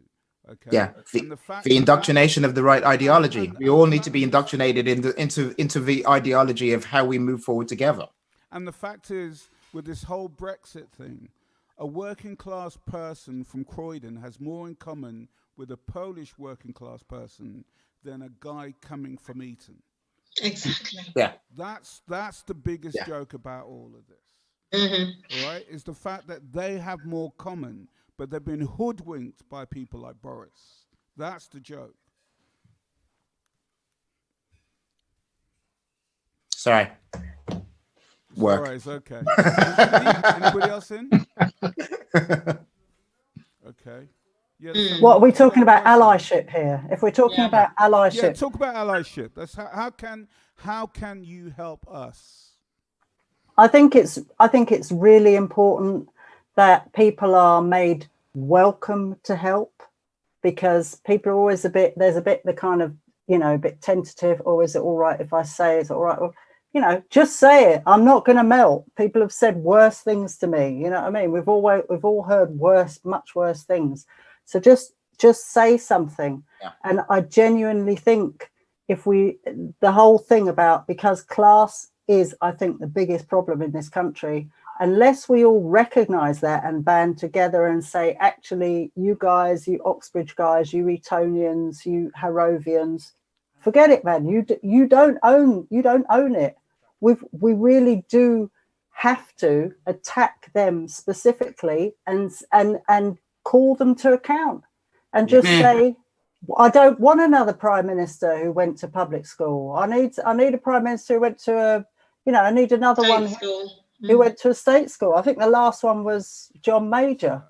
Yeah. You know what I mean? We need a prime minister who went to a state school. In fact, we need another female prime minister who isn't a Tory for a start. I mean, don't even get me started on that one. How did they have two female prime ministers? Labour Party, none. How does the Tory party replace one Asian chancellor with another Asian chancellor?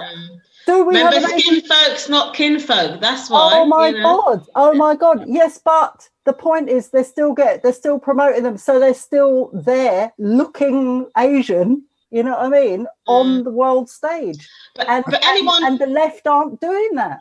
But anyone who really, if you're serious about this, can see it's performative. You can see it's for looks, for optics, as they call it. It's for optics, because never have I met a more self-loathing person, not met or heard of, than Priti Patel. She's self-loathing. She doesn't like her Asian. She doesn't like her Pakistani background. She loathes it. So just her lovely brown face is there. So don't get sidetracked on that. And in terms of allyship, it's sometimes, you can speak about people not being comfortable. I mean, sometimes being our ally isn't going to feel nice, isn't going to make you feel all warm and fuzzy.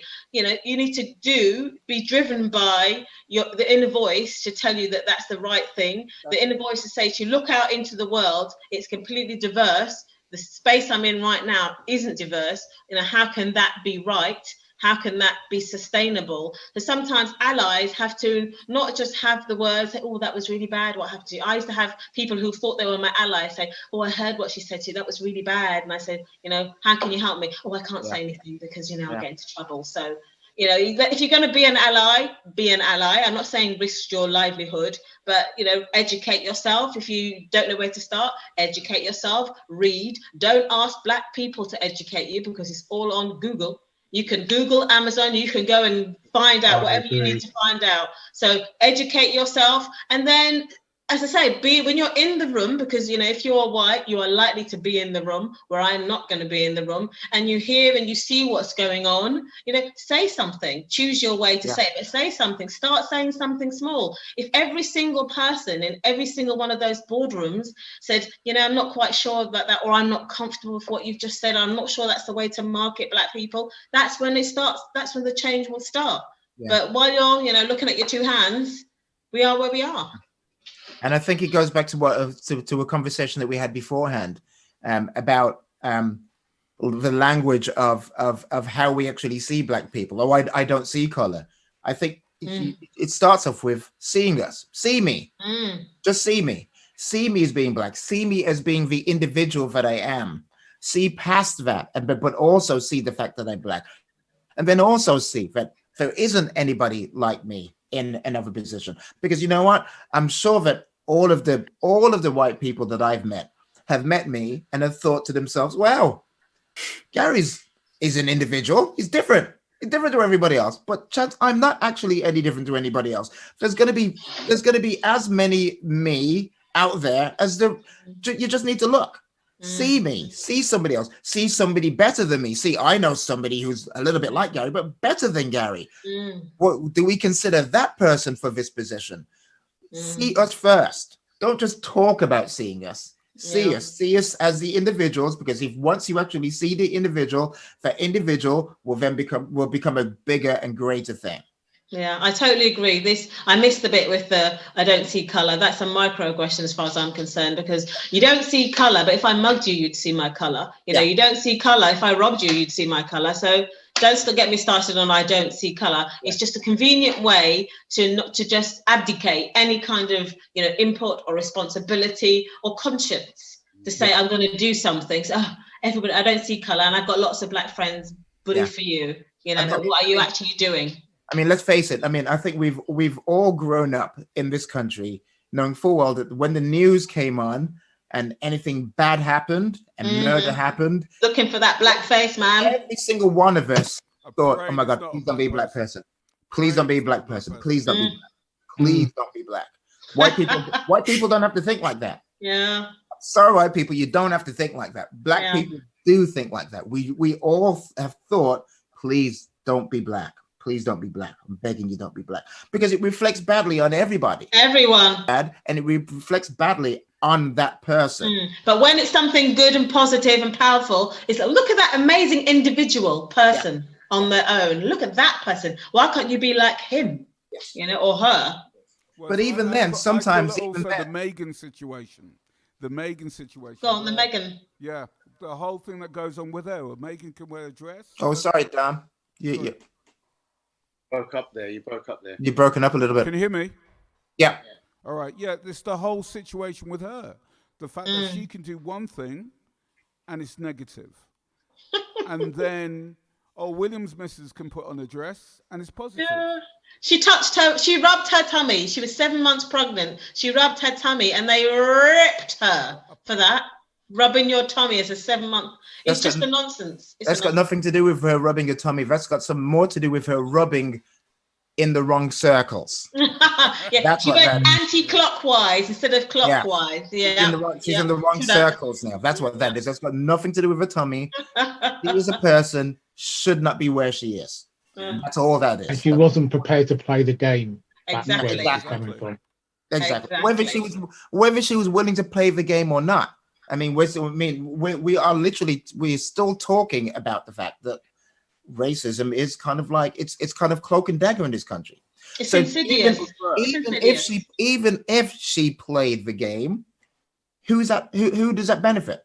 She wasn't invited to the game. She could never play the game. Exactly. She was never invited to the game. So she was only going to lose. Play the game as much as a disruptor. Yeah. It's a losing battle. It was always a losing battle. Agreed. Yeah. Getting back to the whole thing. You put her next to somewhere like Andrew. You look at the press that Andrew's got for what he's done, and then you look at her. Seriously? That shows you this country. Seriously? You know, they still they're ringing the bell for his birthday. I think his birthday's over this week. They're still ringing the bell at Westminster Abbey, and we're supposed to stand to attention for Andrew. Still, the Queen's favourite son. So what? Hey ho. But getting back to the subject of how we kind of start to move things forward, I think it is about trying to take some personal responsibility and mentoring and giving those right kind of insights and signals to people we feel like we want to give those insights and inspiration to.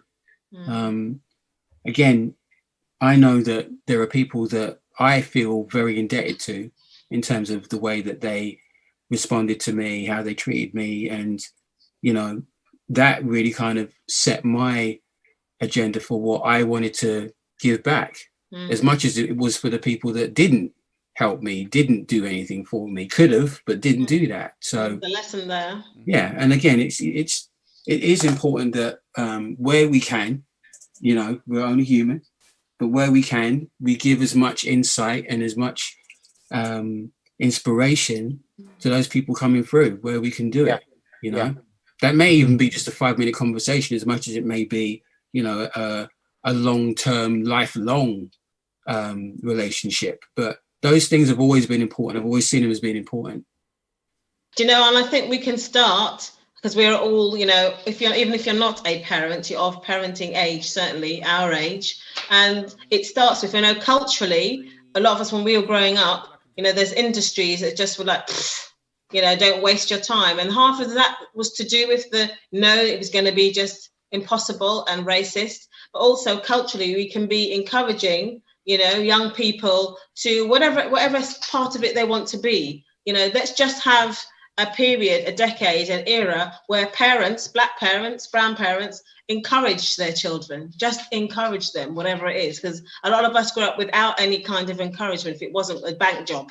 There was no other jobs, not in the bank, don't want to be a doctor, can't be a nurse, no encouragement. I think we can start at home. And also the second thing I think we can do as, people of our age, even if it's your nephews. I mean, I'm involved in my nephews and my nieces, and I'm involved in their lives and their careers wherever I can. I pass on the bits that I know, but it's also, you know, say there's the encouragement, and if it's not your children, the young people around you, and just literally encourage them for what they want to do. Just let's have a band of young people who feel supported. Yeah. You know, whatever it is they want to do, let's support them. But I've got a question. How can grassroots venues, music venues, help? How is anybody can answer that? How can grassroots venues help? Well, first of all, they've got to get through what's going on right now. And again, if we're talking specifically about music, I think it goes back to, again, just as a creative collective, we just need to be doing whatever we need to do to make ourselves heard. It's not about trying to wait for other people, watch other people, get permission from other people. Let's just go out there and do what we're doing. Like everybody who's doing what they're doing right now, everybody that's been on the lips of the people in this particular Zoom session, they all just went out and just did it. They didn't wait for anybody. They didn't ask anybody's permission. They just did it. True. So again, it's like those days are gone. If there are grassroots places that can help, well, great. You know, if there's venues out there that want to promote and they want to really kind of step to the plate when it comes to, you know, being advocates for those things, great. But you know what? We're going to do it without you regardless. So either be on board or don't be on board, but it's not going to change anything that I'm doing. It's going to not change my aspiration. It's not going to change my progress. It's not going to change my success. Yeah. We just need to go out there. We just need to do it. Because you know what? I know that I'm watching Mickey D, or I'm listening to Mickey D on the radio. Mickey didn't ask anybody shit. He just did what he did. And they just jumped on board because they knew he was hot. Simple. Simple. The rules of the game have not changed. The rules of the game have not changed. We mentioned jazz. Jazz was not a form of music that people were trying to listen to per se in the mainstream. But they just went out there, they did what they had to do, and they just ripped it. Yeah. So let's just not ask permission. Let's just do what we need to do. Yeah. Can I say something? I'm a patron of the Music Venue Trust. So I kind of do hear a lot about small venues and about, you know, grassroots music venues. And I would say what you can do as a grassroots music venue is you have a space that in the evenings is used as a venue. During the day, you can use it for something else. You can, or even if it is only for workshops or, you know, just training, walks or whatever. Exactly. You have a space. And the one thing that young people are short of is space that isn't the street. So for activities. Yes. Represent your community. Yes, exactly. Yeah. So if you're a grassroots music venue, then what you can do is hold a space, a safe space for young people to do things. I mean, yes, make it about the arts. I don't think there's any reason not to, because that is your area of specialism. But hold that space for young people to do something, to have some sort of training or something. That's a great idea. That's a great idea. Yeah, because there are masses of voluntary groups out there who don't have space or struggle for space, or, you know, only have short-term space. So, you know, that's a great idea, because we are all feeling right now, all of us, the result of the government removing every possible outlet for young people. There is nothing. It is desolate, you know. So if, you know, building that back up again, because that goes to young people's self-esteem. It really does. does. We are where we are. A lot of it's to do with stuff and self-worth. A lot of it's to do with, you know, where we are because of that. So that's a great idea. I mean, one of the things that we have, like with the Libertines, we've recently opened up our hotel in Margate called the Album Rooms. And with the album rooms, we've got a studio there called, I can't even remember what the studio is called. We've got a couple of bars there, studios there. But during the day, what we're actually trying to do is kind of like really try to engage with the community. None of us are from Margate. I'm not, you know, I hardly spend any time there at all. But whenever we are there, we're trying to engage in activities with the community. This isn't racially orientated whatsoever, but like there's a lot of people from the industry that have actually gravitated to Margate. Ghost Poet now lives down there. There's lots of different artists down there. So now we have a studio where we have different artists come down and they want to record. They want to do things, and we have the facilities to actually let them learn how to actually master their craft in you know, within the spectrum of music that they actually want to do. We're in a blessed position of like being a rock band that has a studio that is able to equip hip-hop artists, that is able to equip grime artists. We can do whatever we want. And so we're actually seeing lots of people coming through the doors, and that actually ends up being a community outreach project with reference to the whole of the community. Margate, especially where we are, Thanet Council, it was a Brexit voting kind of like, they didn't need to do anything down there. People in Margate were voting Brexit regardless. Now we have a time where they're actually seeing what their vote actually meant and how that will actually affect the community. And we're actually doing our best to actually turn the tide with reference to how they see themselves as individuals and how they see the greater community as it is. Polish, Jamaican, European, the tourist industry that comes in, that is absolutely everything. It affects it all, and it affects your individual view with reference to your own self-esteem. Agreed. I think Michelle Brooks said it quite succinctly. Every area has a school, and every school has a space. And every school is a school day. Don't remind me. Still brings back memories. But I think that's a really good point relating to space and how it can be utilised for. When I was growing up, we had those youth clubs. We had that interaction with what we did. So it didn't put us on the street. Now, though? But where's all the community They shut them down. Closed down. Libraries, even libraries, everything. Libraries. You know, it's like it's a library. They want poor people to go back to being completely ignorant and completely dependent on the wealthy, which is how it was before the war. That's what they're looking to turn it right back.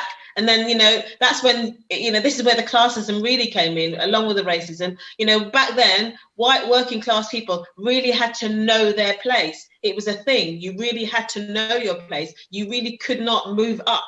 There's no social mobility for you. And it looks like this government's trying to wind it back. So, you know, sticking to your point in terms of the industry, is what can small venues do? That's a great grassroots venues do. That's a great idea. Remember your grassroots, I'd say. Remember right from the bottom, all of the undesirables, Black people, Asian people. You know, we're not set groups, small groups that aren't sexy and trendy. That's what grassroots to me was always about, bringing up different types of music.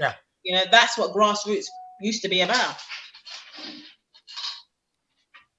Oh, I totally agree. I mean, music has always been, from when I was at primary school, I went to school with Jason Rebello. He was a lot younger, but only just. He may tell you otherwise. But he was always into music when we were like 8, 9 years old. Yeah. But he was encouraged where I was at school because I wanted to play the drums, but someone beat me to it, so I gave that up quite quickly. So, but you know that's another activity. Not only what can grassroots music venues do, as you know, people, parents, we've all lived a bit. It's be more active. I mean, I certainly lobbied for music not to be removed from, you know, local schools. Let's not forget things like positions. I know it's boring and it's, you know, no one's interested, but that's the methods we have right now. Keep music in schools. You know, keep arts in schools. Some state schools have removed art and have removed music. I mean, my God, you know, that's terrifying. And that's why I brought up the question about David Bowie, because if he wouldn't have an art school at Comprehensive, we wouldn't have had a Bowie. Yeah. It's terrifying. Yeah. Right. On that note, I'm going to leave all you guys. Thanks for this. Anytime, bro. Anytime. Nice talking to you. Bye. Yeah, good to meet you guys. Thank you. Everybody here of our age group, obviously, when we were coming up, I certainly when I was coming up, and working in the Soho area, everybody, it was like you were surrounded by talent. We just had so much talent around us. We didn't even know at the time. And energy, yeah. There were creative people, there were musicians, there were artists. There was that little hub was an amazing place to be at that time. I'm talking to the late 80s, coming up into the 90s. We didn't know how lucky we were. Everyone that worked at in the record store that I worked in, they all went on to do stuff in the music industry. Everyone was talented. You all had that competition. You went into work every day feeling, I've got to be better than him. It just reminds me, Mickey, actually. I went into Black Market Records and you wouldn't give me that last copy of the brand new Heavy's Got to Give. Not saying I hold on the curtain, but I still remember it. Marcus. You weren't getting that. Not that I hold any grudges, Mickey. Not much. That we had that naturally around us. I mean, now a lot of this I agree. social media stuff and it's different, but, and obviously we never had that then. It was just a natural kind of thing for us. Yeah, more organic. I don't think. Yeah, it was a natural vibe that was created. I don't think we even knew it at the time. From going to Black Market, Wild Pitch, Cuts, Bond, all those. Yeah. Goldie. Yeah. Everyone you could. Barry Sharp was next door. Everyone you could think of. Yeah. It was just an amazing place to be, and I'm glad I went through it. But I think you made the point is that you were making a change without realizing you're making a change. And we were doing it. Exactly. And that's the most natural thing to do. Calculated now what they do. We were doing stuff, but we never knew what we were doing because we were at the beginning of it and we were creating it. We didn't even know what we were doing, but we were doing it. Yeah, the love and passion, you know. Yeah, but that's because now everybody's on the social media microscope. Everybody knows what everybody's doing. Even now, we're having and we're having this conversation underneath the social media microscope. Yeah. That's kind of a difference. Whereas beforehand, people just did it. They just did it for the love of doing it. We're doing it for the love of doing it right now. We just have a greater audience. So hopefully it will have a greater impact on everybody moving forward. Hopefully. That's hopefully the plan, isn't it? Fingers crossed. And do more of this. Yeah. More of a collective gathering and different opinions. It takes these conversations and it takes these broad conversations outside of the bubble. Generally speaking, when we're talking about social media, we're all talking within the bubble. Someone will post something abhorrent on social media and everybody will be in agreement.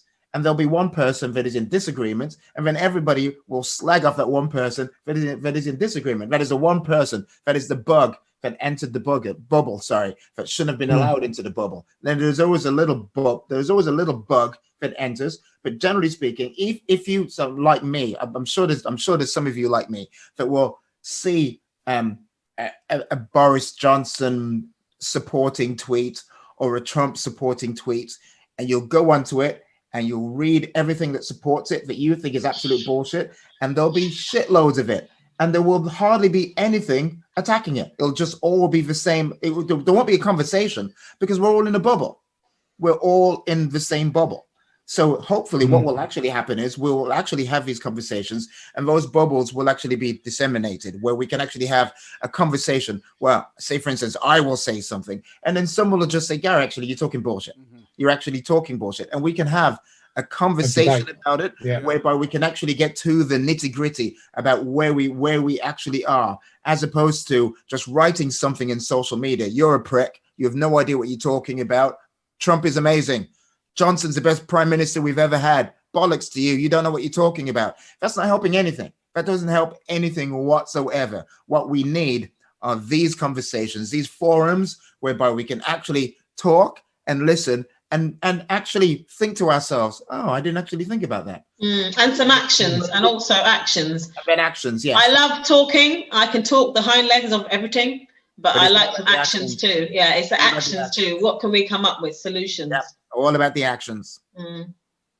If everyone goes away with different ideas, new influences from conversations like this, then it's been worthwhile. And that's the beauty of it. Yeah, agreed. And the beauty is, because of the world that we live in now, more than likely, there's a majority of us that will actually come away from this being really, really positive about how we move forward. They'll be I think you've got to stay positive. You've got to stay positive because, you know, we are driving this. I mean, we're trying to undo a mess and systems from hundreds of years. And, you know, you do have to just keep on keeping on. And even when it's not trendy, even when it's not popular, as it's going to wane, you know, soon Black Lives Matter is going to be a distant, it doesn't matter. We are still here. We're still black. Our lives still matter. So we're going to keep on pushing. You know, that's the story of it. And these forums are good for the, you know, to boost your energy and keep you going because it's I think after what Barbara just said, now is the time we should be finishing the conversation.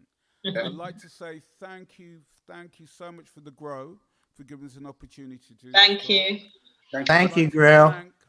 Mickey, Gary, and Barbara, T-Max, and everybody else who's been involved in the conversation and you listening. Thank you so much. And please, if you want to hear this again, please contact the Grow. Thank you so much, people.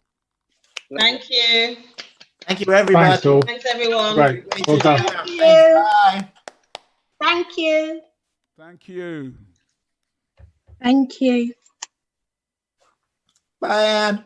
Bye, guys.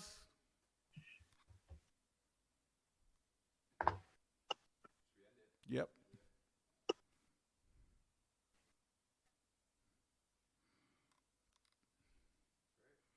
Fuck, we used to do 2 hours, man. I don't think you've got time for me to DJ, mate. I have to come back and do a separate night. That was